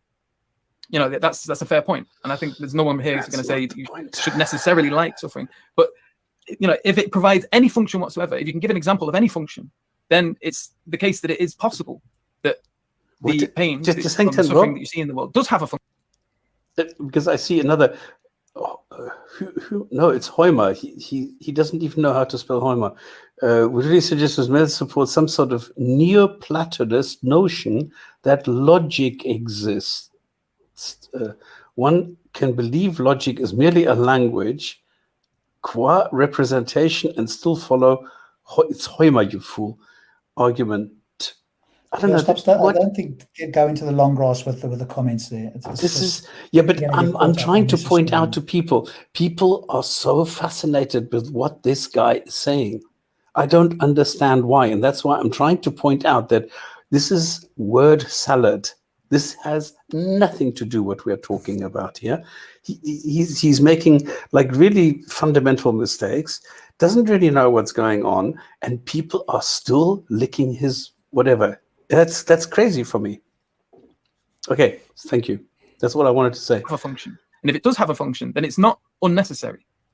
No, that is entirely wrong. If it has a function, you need to show that it isn't unnecessary. The fact that it could logically have a function which you could arbitrarily make up doesn't mean that it isn't unnecessary. That, in my view, is entirely wrong. You'd have to show that the function itself is either probabilistic or necessarily the case, and it couldn't have been any other way. And then you could argue that suffering isn't unnecessary. If you can't do that, you could make up any arbitrary thing and say, well, you know, the animal now has learned to limp, or the animal now has got whatever. That isn't necessarily the case. And you are now presupposing that you know what the outcome is. Again, I'm going to hop on it again. That's why an example is so important, because he's just talking hypothetically without an example to ground this in. It's just waffle, really. But you need an example to hold his feet to the fire. Because a bad purpose, at the end of the day, is a bad purpose. It doesn't make it a good purpose because it comes from a God. Yeah, just because you can, like we say, just because you can come up with some reason for the suffering doesn't mean that it's a good reason. No, it can be a bad reason, obviously. So this entirely line of thought is just utterly mistaken. It only has to be shown as possible. Yeah, I think this is an example of pain being a benefit. Okay, so when you get toothache. That is not the argument we're talking about, you idiot. Yes, Scott, I mean, it's so, you know, this is the problem, right? It's just so simplistic with Hamza. And we say it often, right? And people may think, oh, we're just taking a mick with this guy. But the moment he opens his mouth, it just goes off on a tangent, right? And it's just so unhelpful. But it's almost a case of one doesn't really want to, deal with it. But anyway, we're going to listen to the example. We've actually given this example already. It's horrible. It's the worst pain that I can imagine. I mean, I know people can imagine worse pain, but for me, I couldn't imagine anything worse than toothache. Now, what's the benefit of toothache? That pain is to tell me something's going wrong in my teeth. It's to tell me something's rotting, and I need to get it sorted. Yeah, and the pain increases, and until I get it sorted, the pain's going to get worse and worse and worse. And then once I go to the dentist, and they alleviate that pain, they solve that problem. The pain goes. But without that pain, if there was no pain whatsoever, my teeth would fall out of my head. They'd rot away. So just an example of where suffering matters. And I think Asadullah Andalusi, mashallah, he gave a beautiful response about the idea, for example, if you went to a child with a needle to give, I think it was that child, to give them an injection, and you stab them with that injection, with a vaccine, to protect them from something, that child would look at you and hate you. It's just that they can't comprehend what you're doing for them. Doesn't mean it's they think you're the worst person ever. You just stabbed me in the arm. Okay, this is a terrible example. Remember, we've gone back to humans now, but it's a terrible example. All we have to say is, well, hey, could it be the case that you could give them some medicine that tastes amazing and have the same effect? Is that logically possible? And they'd have to say yes, unless they want to make an argument that's logically impossible. Good luck with that. That's, I think, just it's end of story. No, come on, you can't. And if you can give another way of giving them the vaccine or the goal of whatever it is. Some sort of immunization without the pain, well, then, of course, you've shown that stabbing them with a needle is unnecessary. Right? So very easy to do this. Very easy to But you took the words right out of my mouth. Why didn't God create a system with no tooth decay? So there's the obvious example for an alternative. Yeah, or the case that you were immune to all the diseases, right? Or that there was a natural, easy way to get immunity quickly. Right? That didn't involve any pain. Take a particular herb, you're now immune to COVID or whatever it is, right? No pain required. They're looking at their parents thinking, you betrayed me. And the counter as well with the pleasure. So my daughter, she's only 3, and she loves chocolate. Going on and on and she on. loves ice cream. And if she could, that's all she would eat. And why? Because it gives her a lot of pleasure. But there's it's not just about there's layers you can. Yeah, now it's all just waffle. Now they've gone completely off the point, and not that they were strictly on the point to begin with already. They were trying to address it, but bringing up humans. Can we see again? They're straight to humans. Why? Because it's their go-to.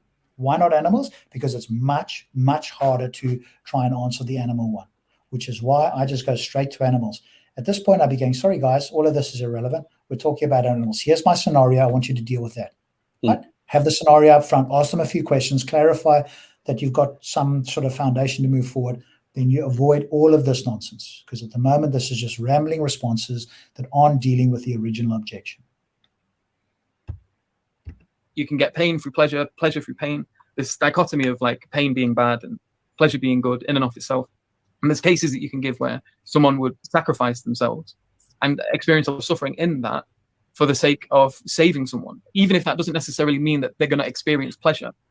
Like at the end of it, the person that they saved and the person that's sacrificing themselves definitely isn't. But I can guarantee that the majority of us here would say that even though that experience causes a lot of pain, and even if the person survives, doesn't necessarily feel any pleasure, that there's still good in that, despite the existence despite the fact that there's no pleasure in existence in this particular act, the act of sacrifice to save a child, for example. Even if the child got to live in a life where they've got to strive and hunt for food, and even if that life is difficult, the act of trying to prevent them from being hurt by someone else and that causing them pain, and it might even cause pain to the child, especially if that was someone they loved, I would still see that act as a good act. So, okay, so now the question is, what would you see as a bad act? Right? Because what he's trying to justify is virtually any act. And I hear this a lot, right? And it immediately pings up my red flag. I now have a red flag, and I ask Yusuf, what possible scenario could be the case that you could argue has no intrinsic good behind it? And I don't think he can argue right. He could say, well, the person that gets tortured, but then you could use exactly the same argument against him. But hang on a moment. How do you know that there isn't a better good? That after all of this torture, they're now a better person. They help all these other people to avoid torture or to notice if they get picked up by a torturer and avoid it, right? And all I'm wanting to show with this is that he hasn't even got a criteria. Basically, the idea is that from his point of view is that everything has got a greater purpose. Well, if everything's got a greater purpose, then you don't even know that there is a greater purpose, because using their logic, right? Their logic themselves says, hang on a moment, you can't have good without evil. Well, okay, if that's the case, if you need this dichotomy, then you need to show that there is a case by which you would agree that there is unnecessary suffering, because now you've got a dichotomy: necessary suffering and unnecessary suffering. If all suffering is necessary, then there can't be something that's unnecessary. And now you're violating the principle that you yourself hold to, which is, hey, you've got to have the good to know the evil, or you've got to have the evil to know the good, whichever. Right? So you can't have it both ways. And I don't think that he could provide a scenario that he could point out, this is intrinsically unnecessarily evil. Couldn't do it, right? Because you could just run his argument against him. So I get a sixth sense when people start to do this, right? Try to rationalize any scenario, because immediately I go, hang on a moment, they're rationalizing any scenario. Now they need to provide a scenario where it would be the opposite in order for them to know the difference. Yeah, so just respond to this comment quickly, Sophie. I see your contraction and I raise your recovery from a circumcision at the age of 27. Anyway, carry on. Okay, so there were a few accounts that were given, and I'll explain in a moment why I don't think that any of those are an adequate account of the existence of suffering in the world. But just in terms of the first point that was made, which was about how it's just a feeling, I think that the argument I made before still stands, that our intuitive seemings, things seeming to be the case. Yeah, I think this is a small fire. He's going after something that isn't that important. This will get lost in translation. It's not that important about the intuitional thing. And this is, again, you've got to make a call in the moment, and it's easy for us to sit afterwards and look back at this. But I think he chose to go after the wrong thing. To try and defend this idea about it's just a feeling or whatever, as if this was the biggest point out of here, I just don't think it is.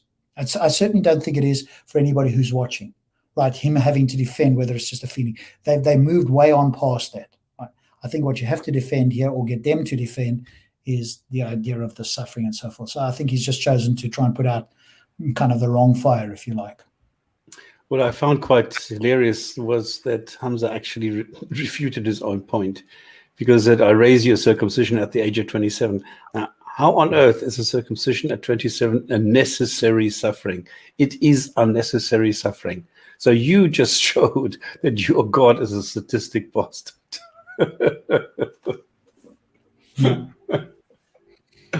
Oh, man. After careful reflection is very good evidence for something. If we concluded that it wasn't, then we would deny the existence of numbers. Because the only reason why I think 1 + 1 = 2, or that my memories are reliable, or that there's an external world, is because upon careful reflection, I have a very strong intuitive seeming that is the case. We all agree with the maths, but I'm having the opposite intuition here with regards. I look at the world, and I come from an atheistic background. Like, I was an atheist, and I look at suffering now, and I don't see it as unnecessary at all. I'm having the completely opposite intuition as you. But when it comes to maths, it's not very often you get people having these opposite intuitions. However, there's quite a large shed of believers in the world, and a lot of us are having this intuition that things have a purpose. That includes the suffering that we see in the world, whether or not you think.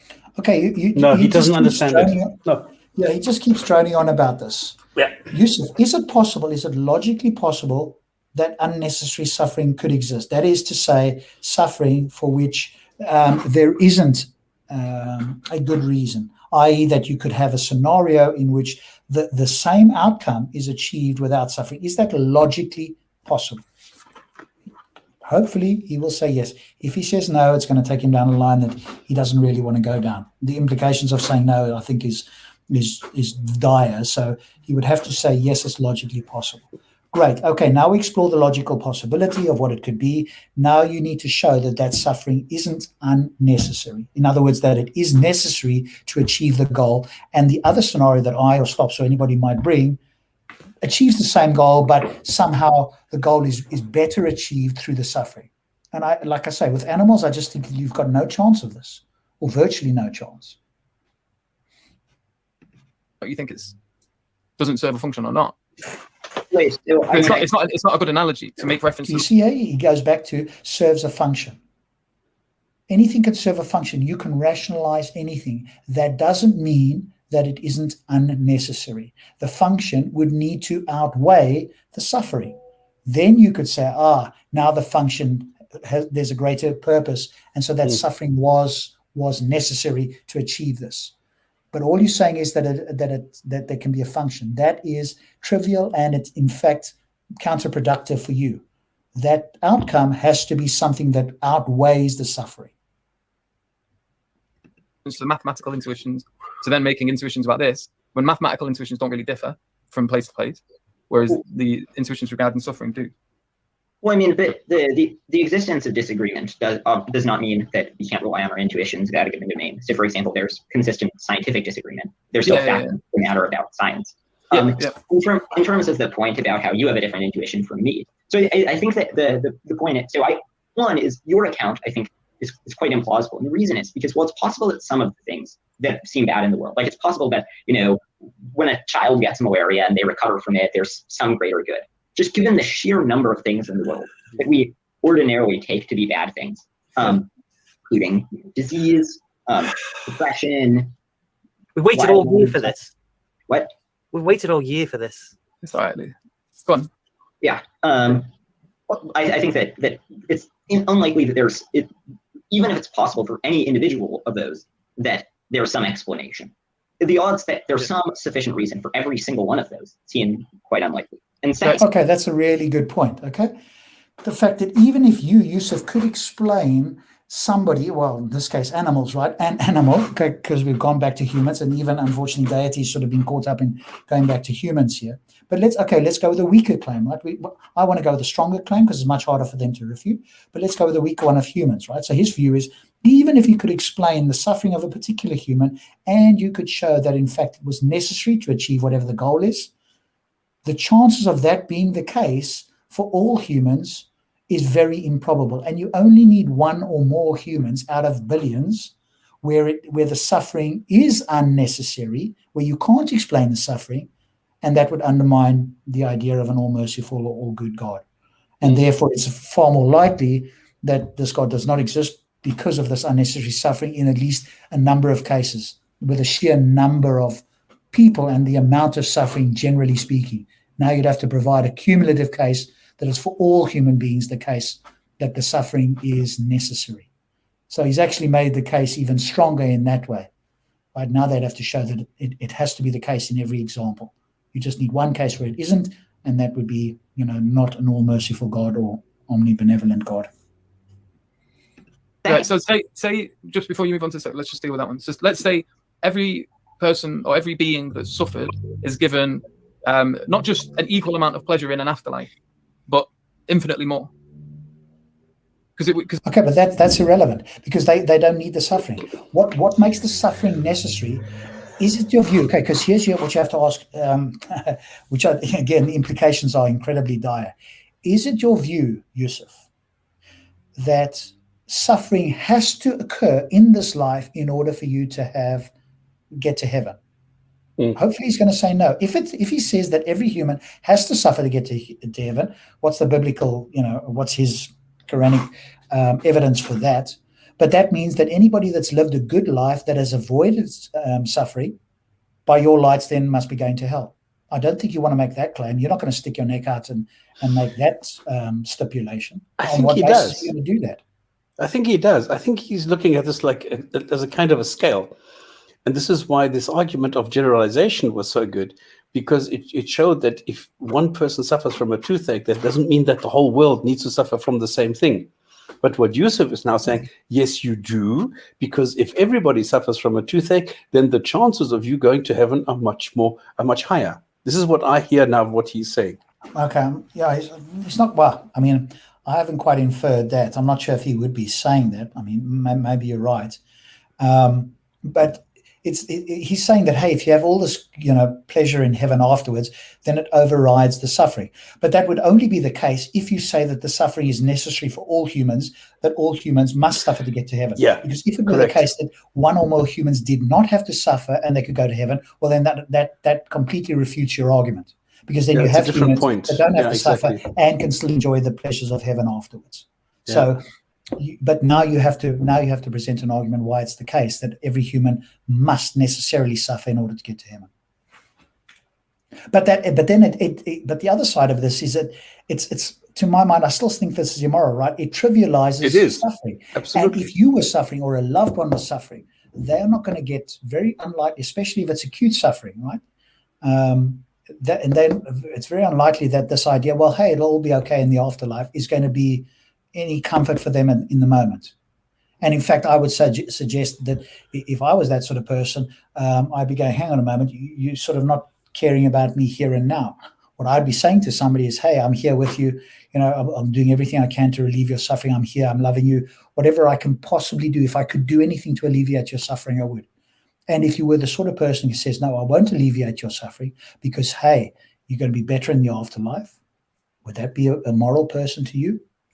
I don't think that he would, if he was put on the spot and was a family member, he would do that himself. So this cavalier attitude, I think, is just an intellectual thing that isn't, in fact, something that he would be consistent with in his own life if it were to be the case.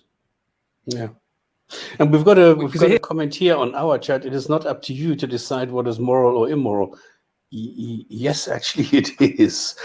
So I don't understand what this argument is. Sorry, I don't. It's quite silly. Yeah, well, I think there's two ways to deal with it. You can do what's called an internal critique. So we can look at Islam and go, hey, by your own standards, are you guys going to be consistent with X, Y, and Z? The other is to do an external critique and go, okay, here's our moral standard. You guys are welcome to challenge it. But if you accept our standard, then we have got a way to assess things. And I do think that virtually everybody ultimately in some way or other comes down to well-being, whether it's in this life or the afterlife.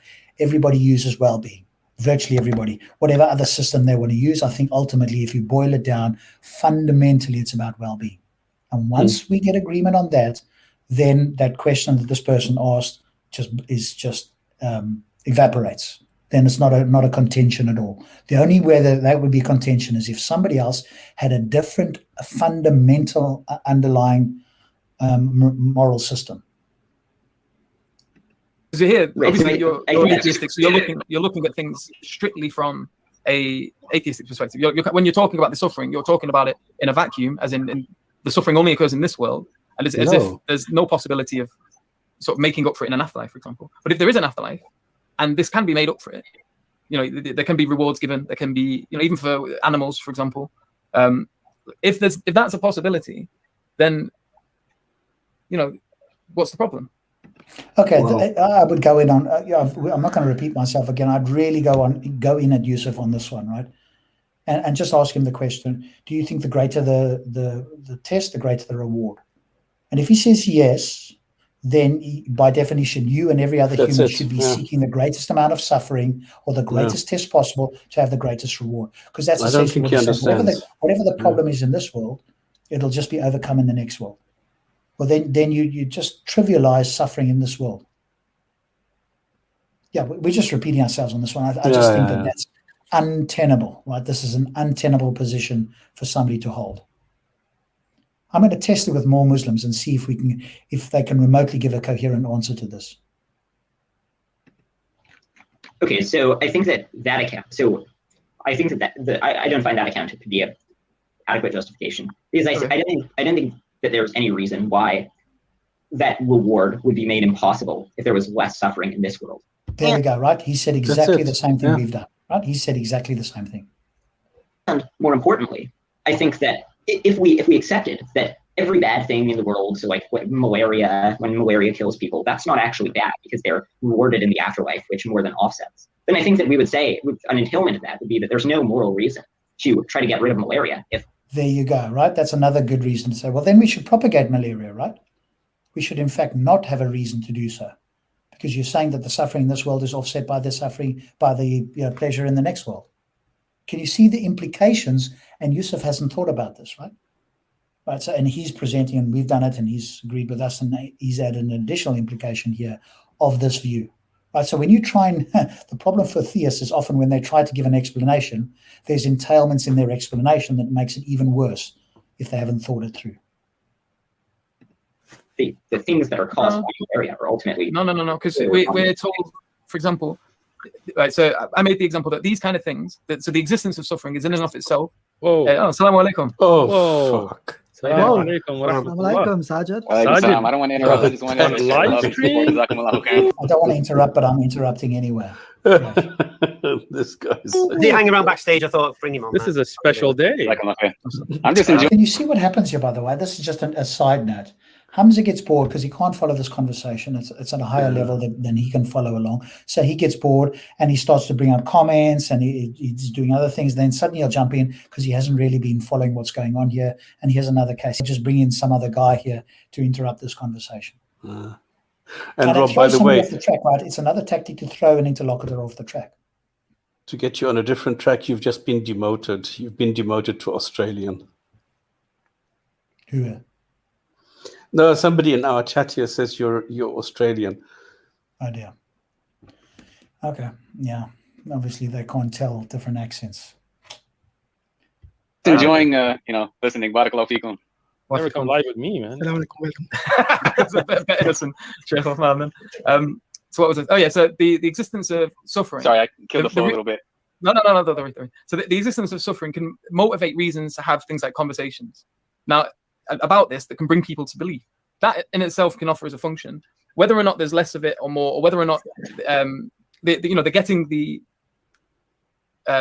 sorry. Okay, he has no clue now, right? He's now just repeating something he said about 10 minutes ago. Again, notice what happens here when sometimes when the Muslims don't have an answer, they will repeat something they've said before as if that's suddenly a response to what he said. In no way is this a response. He's given two very clear reasons why he doesn't think the account of the afterlife, being better off is a way to offset suffering in this world. He's given two very clear things, which we've just touched on.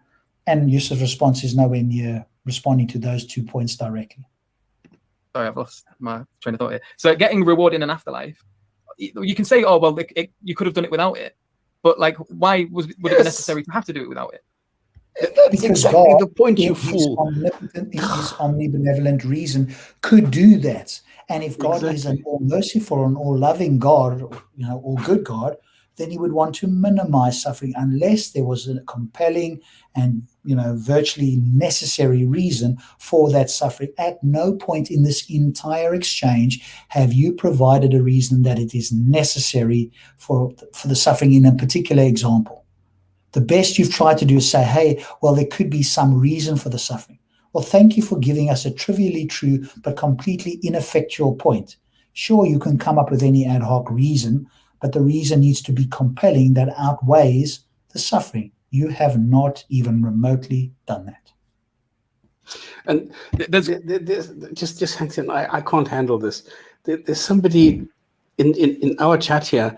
I don't know if you're a satirist. I don't know if you're a troll. I don't know if you're being funny. If you are not, if you are seriously saying what you are saying, then you're an idiot. And this is why the word idiot was created.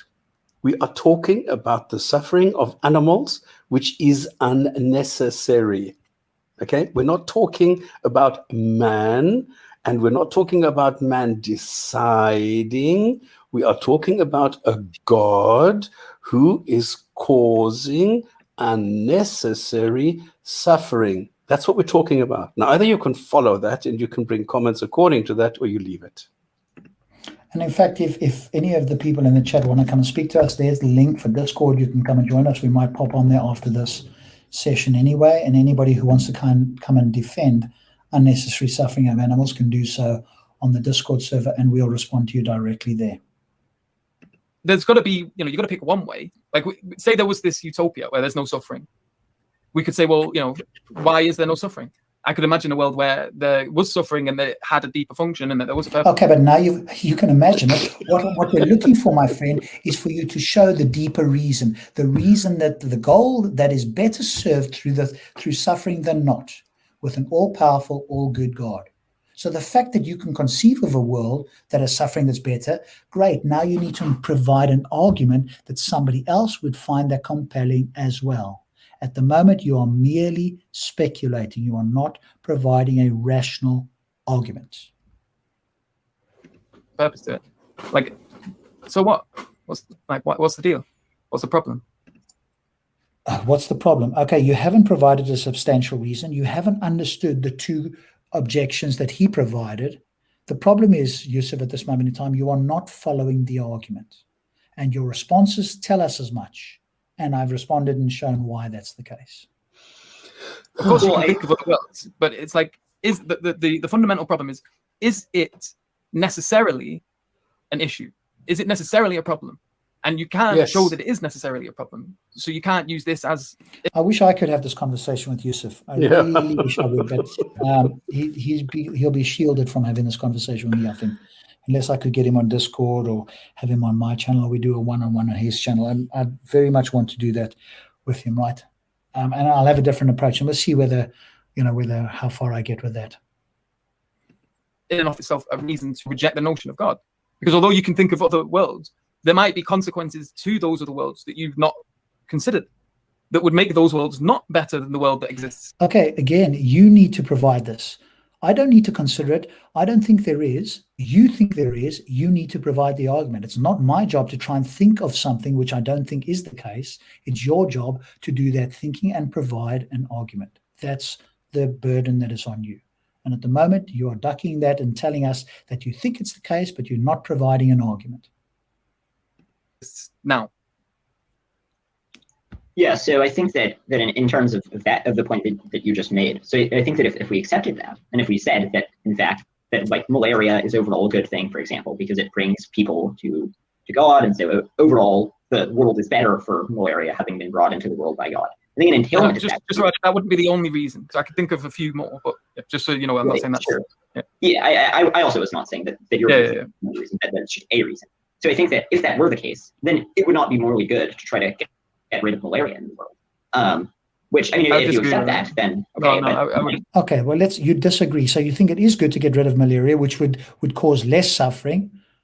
You're now being inconsistent. So you now need to provide an argument that shows that you are not being inconsistent. Let's see if you can do that. So you can have the existence of malaria and there be a reason for it there and still have good motivations to relieve it. No, okay, but now you need to provide the good motivations. Again, you're giving hypotheticals where you don't even have a good motivation. And the whole point of this entire discussion is for you to provide a good motivation, not to claim that there could be one. That is irrelevant. That's trivial. It's irrelevant. It's insubstantial. You need to actually provide a good, relevant argument and not say that it's possible. Because his view and my view is that it is implausible, if not impossible, certainly implausible. And if you think it isn't, provide one and not tell us that it's possible. That's not going to change my mind. In fact, that's going to make me much more likely that you don't have an answer. Because if you had an answer, you'd respond with one, not with the idea that it's possible that there might be an answer. Then you should be agnostic about this. Because at the moment, you don't have an answer. You haven't provided one. You're being inconsistent. So, like, you know, the benefit of you like in Islam, at least, we have this notion that you should help the needy and the sick and the poor. And so there is motivation because why? You're going to gain rewards for doing that. Okay, but now you're going to get rewards at the expense of relieving somebody else's suffering by your lights, suffering that they need to have in order to get to heaven, or at least to have a greater reward in heaven. So in actual fact, by your own logic, you helping the needy, the poor in this life is just making it the case that they're going to have less of a good life after, in the afterlife. So the other thing with this is you've got to get with Yusuf here because he's all over the show. You've got to get clear what his criteria is and nail it down in such a way that he agrees to it. Because at the moment he's shifting the goalpost all over the show. He's not nailed down to a position. Hey, and he's Yusuf, making it worse. What is your position with regards to suffering? Right now he's changing the position purely because Deity brought up the good example of malaria and saying, hang on a moment, you ought to do it this way. And then he's gone, in his mind, he's gone, oh shit, actually, I was talking about all the suffering and how it's necessary because, hey, in the afterlife, it'll be a good thing and you'll forget about it. Oh, but shit, hang on a moment. He's now just said, well, we ought to keep the suffering. No, well, I don't want to do that. Obviously, that's problematic. And we've got to help the sick and needy. So now he's trying to shift the goalpost. He's trying to have his cake and eat it. And it's just not working. It's utterly inconsistent. He hasn't provided any reason to think that he isn't being hypocritical at this stage. And so here you have even more of a reason for the existence of things so that people can try to better themselves as people in order to.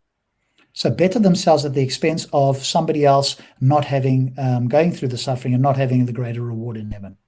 Isn't that in fact immoral? You are now depriving somebody else by your lights of having a greater reward in heaven by getting rid of some of their suffering in this world.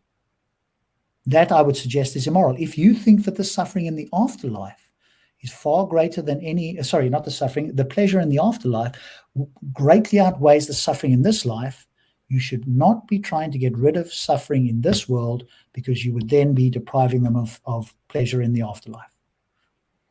In order to try to, they see problems in the world and they are then motivated to fix them because they've been called to. So there is, and someone might have lived a really crappy life and done a lot of bad things, and they're looking for anything to sort of make up for it. And then they see, well, there's malaria in the world. Bish, bash, bosh, let's try to get this sorted. Like, of course there's going to be, even with the existence of that, even with the explanations I've given that motivate for it, that doesn't say that people are not going to be motivated to get rid of malaria at all. Right. So, did you want to say something, Stops? I don't know what this guy is. No, I've just pointed out that this is being inconsistent. Only inconsistent. He's trying to have his cake and eat it here. This is just inconsistent. But you need to point this out clearly and methodically, right? You need to understand what his position is, nail him to the floor, and then you provide the example. But because that hasn't been done here, he's trying to shift around and have his cake and eat. Hey, well, we should have this malaria and all this suffering, but hey, you should also be motivated to get rid of the malaria and suffering. No, you can't have it both ways. It's one or the other.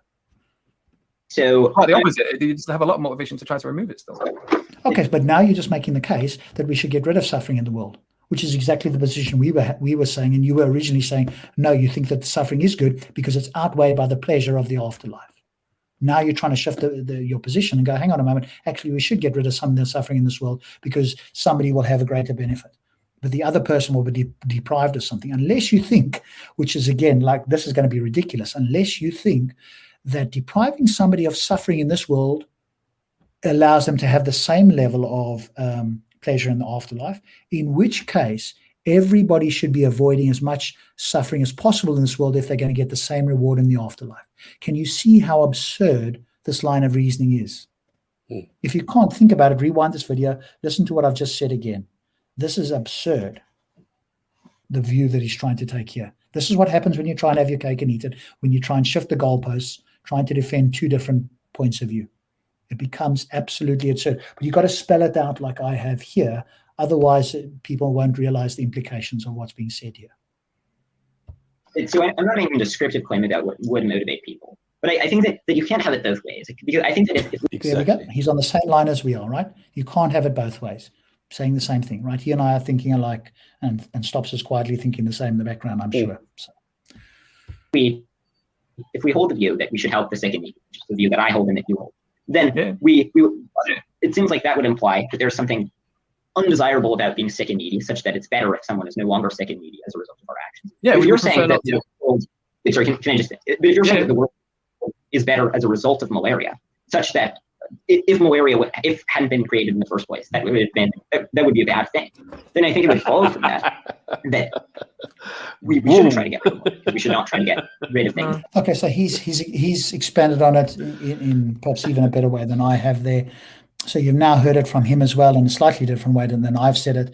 Right? He said the same thing. Now let's see if Yusuf can remotely get out of this. Right? He's now highlighted the position. He's trying to have his cake and eat. You can't have it both ways. He's entirely correct. So the inference here is that saying that holistically, in totality, a universe with malaria is better than a universe without it.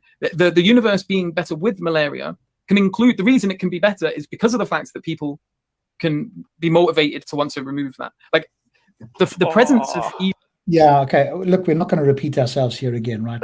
I've explained why this line of reasoning doesn't work, because you're depriving somebody else of the suffering that you think is necessary for them to go to heaven, right? So in fact, it's like, imagine that you were going to get $1 million. The only thing that needed to happen, you needed to trip and scrape your knee. I come along and go, hey, as you fall, I grab you. I've now deprived you of the $1 million. And most people will go, hey, I scraped my knee for $1 million. I've gone, I've done a good thing. I'm going to get points for helping you not hurt yourself. You turn around and go, do you know what? All I had to do is scrape my knee. I'm going to get £1 million. You have deprived me. I hate you. And somebody might be, morally inclined to say that. And I think they would be morally correct, because it's a small amount of pain, but you got this greater reward. And now somebody's come along trying to be a do-gooder and has in fact deprived you of that. That's essentially what he's saying here. And that's why myself, Stops, and Deity are saying you can't have your cake and eat it, right? And either he doesn't understand this, which I think is the case. He just doesn't understand the implications. I'm not sure. Or he does understand it, and he's just repeating like this claim that is in fact not addressing this point at all. Evil helps people to appreciate good as well. So like I went through a number of crappy things in my childhood, and that gave me a lot of perspective. So when I saw other people, like I had friends who had really, really good dads, and they just hadn't really known anything about bad dads, and spoke to them like crap. And despite the dads being people who worked, paid the bills, provided for them, they were present, they were loving, all of this. Now, I went through a lot of crap with my dad, and I could see with that experience the beauty in the existence of their father. Had that not happened, maybe I'd have been as ungrateful as they are. Okay, but that's just ridiculous. You could have been a far better son. And this is it's called optimism bias. It's the view that, hey, the bad things that have happened to me, I'm a better person for it, right? This is, I would suggest, faulty thinking. This is when we're thinking irrationally as human beings. If he had had a good father like the other ones, he wouldn't need to look at them. He would have had the example in his own home. And we know that homes without fathers, children are worse off. Right? This is statistically the case. When you have single-parent households, the children don't get the same upbringing. They can look at other people, but having that yourself, your own personal mother and father. I didn't have two parents in the household, and I can always try and rationalize it afterwards. But I recognize optimum bias, going, hey, all the bad things my dad left, I'm a better person for it. No, that's probably likely not the case, given the statistics out there with this sort of thing. I probably would have had a more rich and fulfilling life. I could have been perhaps a far better person than I am. You could always claim I could have been better, but the statistics don't seem to show that. And it's likely that I would have been an even better person had I had a model father that stayed there, an example to look up to, rather than trying to look at other people. And I didn't really even look at other people. So this idea is just optimum bias, him trying to rationalize why it's better for him not to have had a good dad. I mean, it's just ridiculous. But this is what happens when people are trying to rationalize things like this.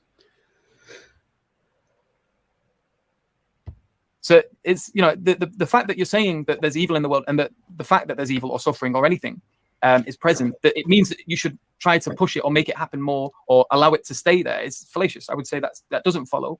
That it can motivate you to engage with it, to try and be better than it, but you can't do that if it's not even there. You can't, like I say, the motivation to try to remove malaria, in order for that to be a good thing, the existence of malaria has to be there. So if that's a good thing, then saying that holistically a universe where malaria exists isn't to say that malaria is good in and of itself. It's good insofar as that it allows people to do good things about it. Yeah, in repeating it, it's a purpose. Okay, we get it. The universe being good with this does not make this in and of itself a good thing. Okay, but you haven't made the argument that having the malaria in the universe is ultimately a better thing. You're suggesting that it could be, but you're not giving reasons why it ought to be, or that we ought to be convinced, right? It's the same thing as Stops is pointing out that he's doing again. There could be a reason why it's better. You haven't shown that it's better. What you're trying to allude to is, hey, well, these people can do good deeds. But the fact is, you also think that malaria ought to be in the world. And so where's the line drawn for you? Where is the line that, hey, there's too much malaria or there's too little malaria? You're trying to have the cake and eat it, and this is why you can't argue this in any rational way, I think. And he's pointed it out, I've pointed out, Stops has made the same claim. Right? We're all seeing the same, and he just doesn't realize it. I think he just doesn't realize how bad this argument is, trying to have your cake and eat it. You've either got to go one way or the other, and you've got to ride it all the way to whatever the consequences are. Yeah, so in terms of the first part of that, which is about how evil can be necessary to allow us to have a proper conception of good and to appreciate good, I think that may be true, that may be contingent fact about us, the way that our brains work. But I think that you could very easily imagine it being the case, much like, we don't need to have a conception of, for example, with heat, there is no such thing as anti-heat. Really, it's just things that we think of as cold are just less hot than other things. But we still have a conception that hot things are hot. I think that similarly, we could have a conception of things being bad, of things being good, and of there being worthy goals of pursuing, even if we did not have the experience of, seeing a child die of malaria. Yeah, definitely. But you're not gonna. It's never as profound. Like for me, the people. How did you establish this never as profound? This is just an arbitrary assertion. Can we see what's going on here? He's just coming up with arbitrary assertions in the moment to try and respond to this. This is not well thought out at all. And because he's trying to have his cake and eat it, he just has to come up with arbitrary things in the moment to try and respond with this sort of thing. But he's given no criteria by which this is the case. And I think most of us could easily reject this and say, hang on a moment, no. You've just given an arbitrary thing. In fact, I'm extremely skeptical that it is more profound if a baby actually does die. It can be profound in a negative way, but your claim is not that it's profound in a negative way, that it's profound with some greater positive thing, and that you haven't given an argument for. In fact, it's very likely that it's exactly the opposite, which undermines your entire position. People who have suffered are always the most real people. Like whenever I've... What? People that have suffered are the most real people? Listen to this vacuous language. What the hell is the most real people? I mean, this is, stops. I have to agree with you. I'm trying to be serious here, but it's now getting to the point where this is comical. People that have suffered are the most real people. People that have suffered, some of them want to commit suicide. Are they also the most real people? Is that a good thing? If somebody commits suicide, Yusuf, because of the suffering, because quote unquote, they're the most real people, do you think that is morally okay? Is there a greater benefit at the end when somebody commits suicide because of the suffering? Now, if he's intellectually honest and consistent, he will have to say no, in which case it undermines the claim that people that suffer the most are the most real, which is some vacuous, nebulous, undefined term. This is going from bad to absurd. But really, yeah. I've met these bigwig kids that have been born and raised in luxury, and they've never felt real problems, and like no one in their family's died or anything like that. They always struck me as being airheads. Like they'd never had any perspective. It was very like I couldn't give you one example. Okay, so what you need to quote unquote by use of light get perspective is have some great amount of suffering. Either a family member dies or you have a tremendous amount of suffering in your life, and then you can quote avoid being an airhead. Well, I think most of us are quite happy to be quote airheads, which is again some vacuous, ill-defined term that by his lights is somehow a bad thing which he can't rationally defend.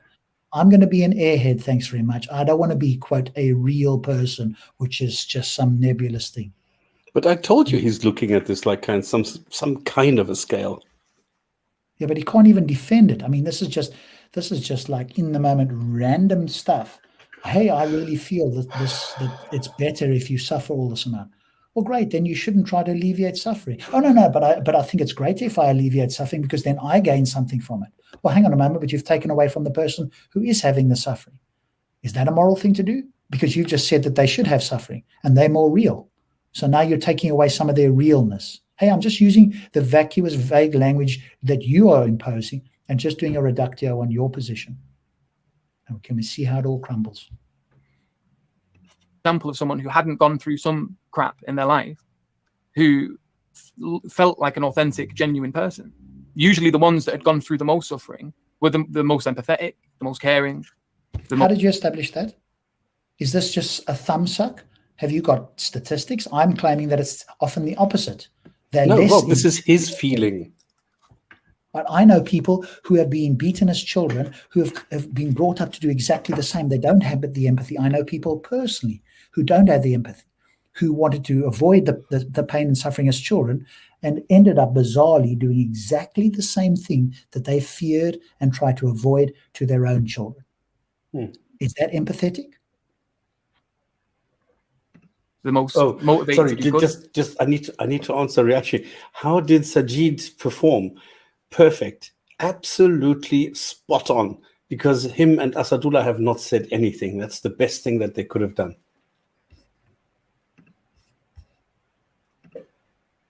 Yeah, so I think that may be true, but I don't think that addresses what I said, which is that even that may be a fact about the way that humans work right now. But remember, we're not considering this in the context of what some weak decision maker could do with humans on the table as they exist right now. We're considering this in the context of a being who's literally omnipotent. And I don't see a reason to think that there's some problem with making it so that we're aware of good and aware of worthy goals without experiencing evil. So all this is based on your feelings. Well, no, Thank you very much, Hamza, for completely strawmanning this guy. He's given reasons. It wasn't his feelings. Can you see how this guy is like completely hypnotized? He must be off with the fairies, listening to something else, reading other shit. He'll hear one or two sentences, and then typically, as Hamza does, completely misrepresent him with the biggest straw man. I mean, if I try to imagine a straw man worse than that, I would battle to do it. I mean, this guy's a straw man aficionado. He's the gold medalist of strawman. I battle to strawman people. This guy does it with just consummate ease. He's well practiced at being a strawman champion. no, I don't think it's based on my feelings. I think that It is. I gotta. Let me just ask a quick question, because this is a really interesting and fun conversation. So After you exciting. check, Asadullah's going to jump on him as well, yeah? When you go first. All right. No, I'm not Do jumping. you want to answer something, Sajid? No, I'm gonna- Farouk, shut up. You can't All right, answer. Sajid, go. Uthman first, then Asadullah, and then If Sajid is going, I'm gonna give up my turn for Sajid, because he's a rare guest. All right, here, go on, so- Sajid. No, I don't have much to say. I was just curious because it seems to me if somebody is going to claim that God doesn't exist because they're suffering, then wouldn't by that same logic they have to say that, well, because good and bliss exist, then God would have to exist. So at the very least, they would have to cancel each other, right? No, my friend, you've come in at the late stage as always, and Stops was exactly right. You shouldn't have opened your mouth, right? You've come in later on, and if you've been following the whole conversation, you would never make that claim. We're talking about unnecessary suffering, right? That an omniscient, omnibenevolent God would not allow. And if there was unnecessary suffering, that would undermine the view that an omnibenevolent God or all merciful God existed. That's the point. There wouldn't be this quote unquote cancelling out. If that were the case, then we'd all be undecided on this God. Because if the one important property which is under discussion is the idea of omnibenevolence or all merciful, if it's the case that it's neutral, then you can't make a decision either way, and then you wouldn't have good reason to believe this God existed. You'd have to be agnostic. So no, this is a terrible response. Shows you haven't been paying attention. No, because I think that the existence of evil does not, the existence of unnecessary suffering is evidence against God. But the existence of good, Unnecessary good. Unnecessary good. But I think that there is no such thing as unnecessary good. What the hell does that even mean? I think that's incoherent. How would there be unnecessary? Just think about that. How could there be unnecessary good? existence of good. Well, maybe it is. I think it is. Perhaps some evidence for God, for a all-loving God, such that if there was no good in the world, I would be even more inclined to well, I would. Maybe Okay, so Sajid's point that the good in the If world. there's no good in the world, there'll be no evil.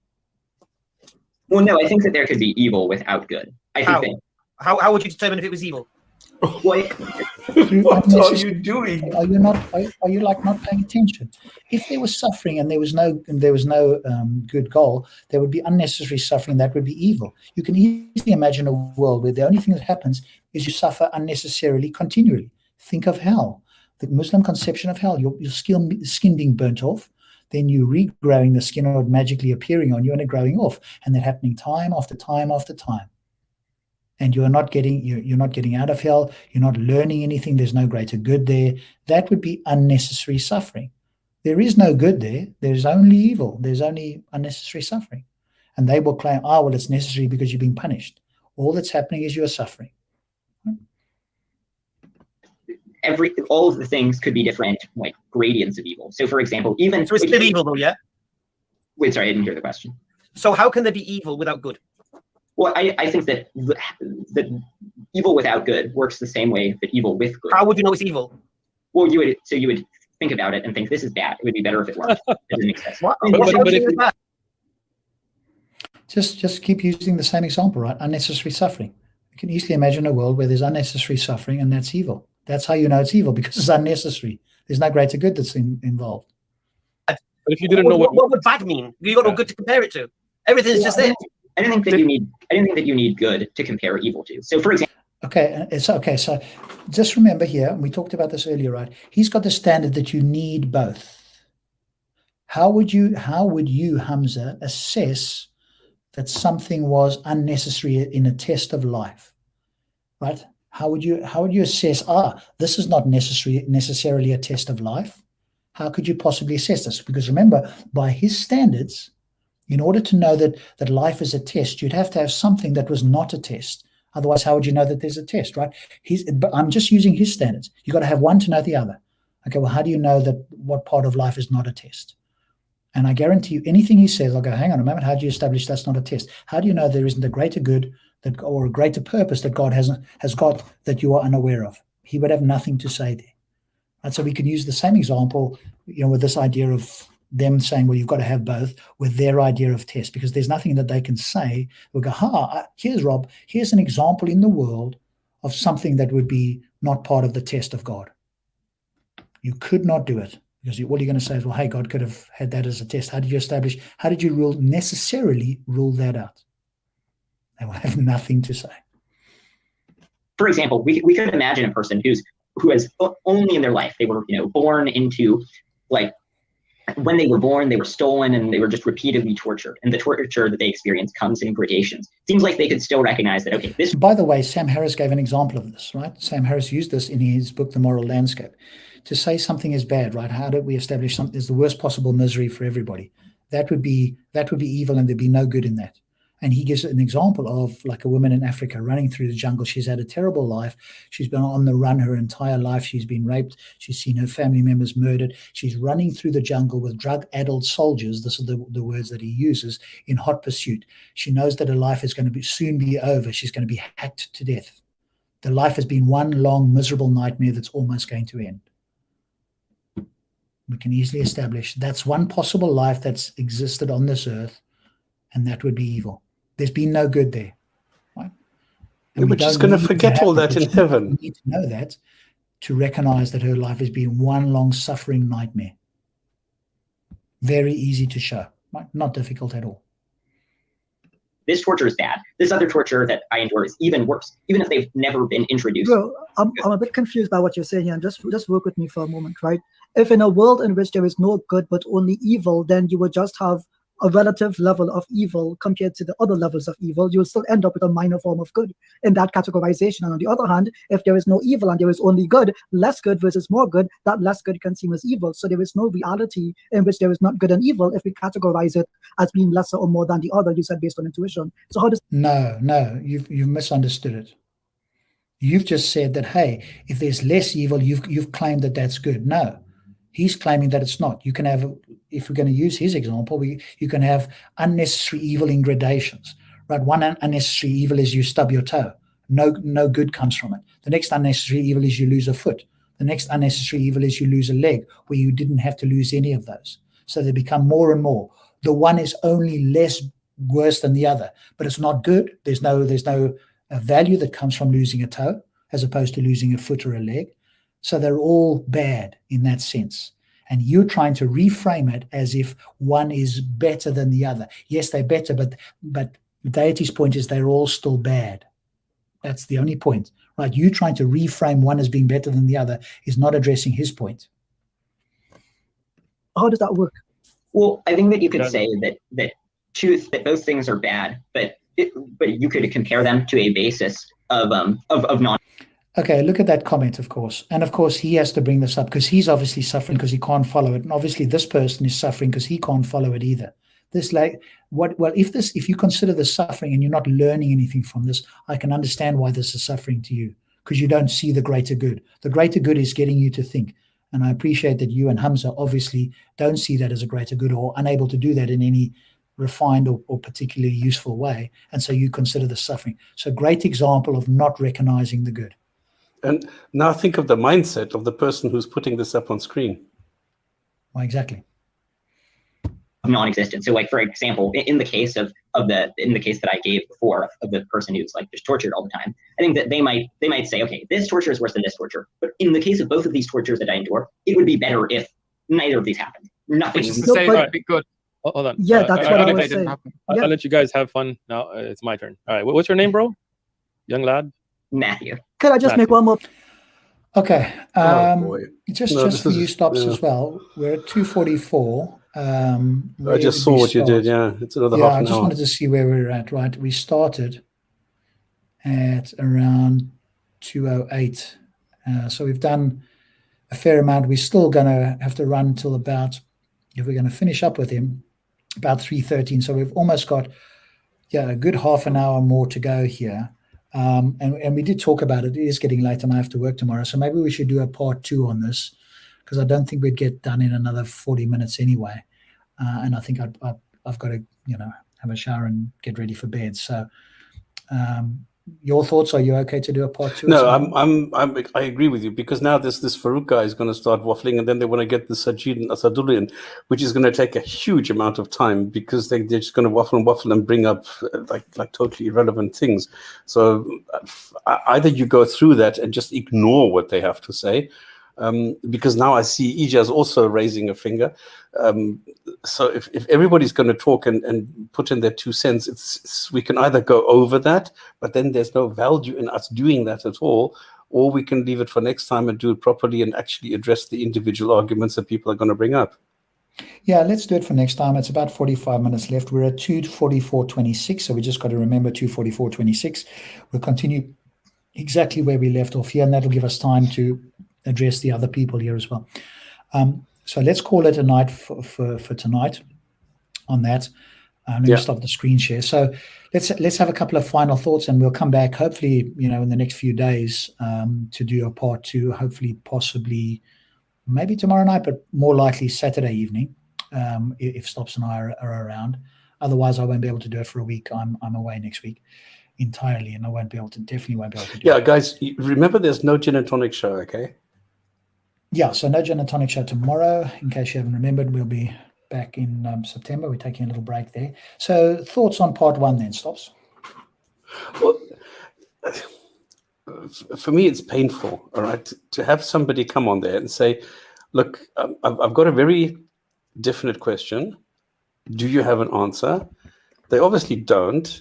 And there were how many? 4 of them. And none of these 4 people had an answer. And all they could do is go and sidetrack it and just come up with red herrings, with shifting the goalpost, with strawmen, with all sorts of idiotic things which do not address the original problem at all. Now, instead of being honest and saying, look, we don't really have an answer to that, because yes, this doesn't tie in with what we believe about our God, but look here, there are other things that we can talk about. They just pretend like they are still talking about the initial topic, which they are not, because they think they are addressing it. And I saw 1 or 2 examples in the chat of people saying, listen, you're sidetracking, you're going away from the original thing. But people somehow don't seem to realize what is happening. They are what you call hypnotized and just following along what everybody is saying, thinking, yeah, we're talking about what we're supposed to be talking about, which they're not. That's it. Yeah, I think, again, that's why I highlighted in the very beginning. The idea was that, hey, the biggest reason I don't believe in a God, or at least a personal God, that is good, is because of this idea of evil, and in particular, suffering or unnecessary suffering of animals. That was the opening gambit by Deity Defeater. That hasn't been addressed in any significant way. Yusuf has danced around this. He said, oh, well, maybe there's a case for this or that. He needs to provide the case for it.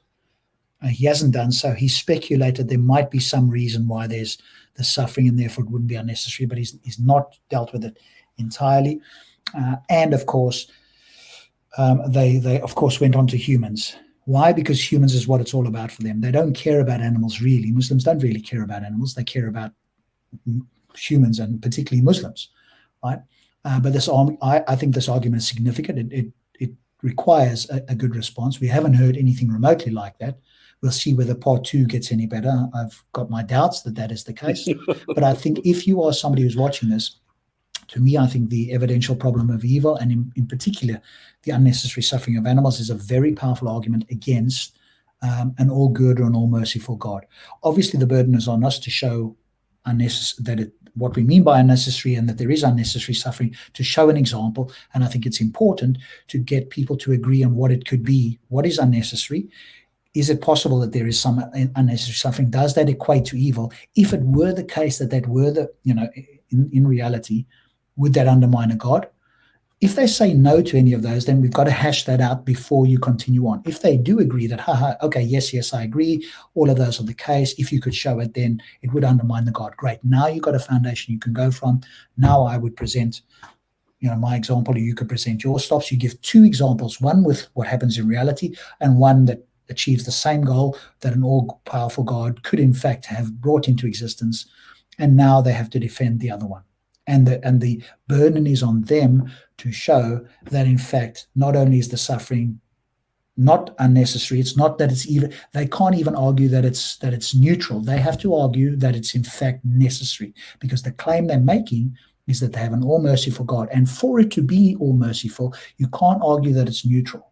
That you can't do. You have to argue that it's necessary and there's a greater good, not that it's neutral, that the two cancel each other out. That does not get you to an omnibenevolent God. At best, that gets you to, I'm undecided on whether this God is omnibenevolent. It could be omnibenevolent, it could be evil, but I'm undecided. So definitely not something that you can get to. So I think on that note, we'll leave it with that. Exactly, because it needs to match up with what the claim is in the Quran, right? We're not in a vacuum, but we're looking at the claims made in the Quran. Yeah. So we'll leave it and there. thank you for one. the chat. Thank you, people. And if somebody is watching this later and you find that we could have done better, or if we made a mistake or something, please feel free to leave us a comment and tell us where we, made a mistake and what we can do better. By all means, if you have constructive criticism, always welcome. And here's the let me give you as well the Discord link. You can always join us there as well. I might not be on now. Stops might have a pop in there. If you think you can defend the problem of evil, in particular the evidential problem of evil, and in particular unnecessary suffering of animals, then you're more than welcome to come on there, and we'll go through that together. Yeah. Otherwise, we'll look forward to seeing you in part 2. Hopefully that'll happen in the next few days. Until then, take care. Hopefully it's been of interest, it's been educational, entertaining, etc. And we'll be back again next time. And as always, thank you to Stops, thank you to all the viewers, and thank you if you're watching this as a recording. Good night. Next until time. next time. Cheers. Bye-bye.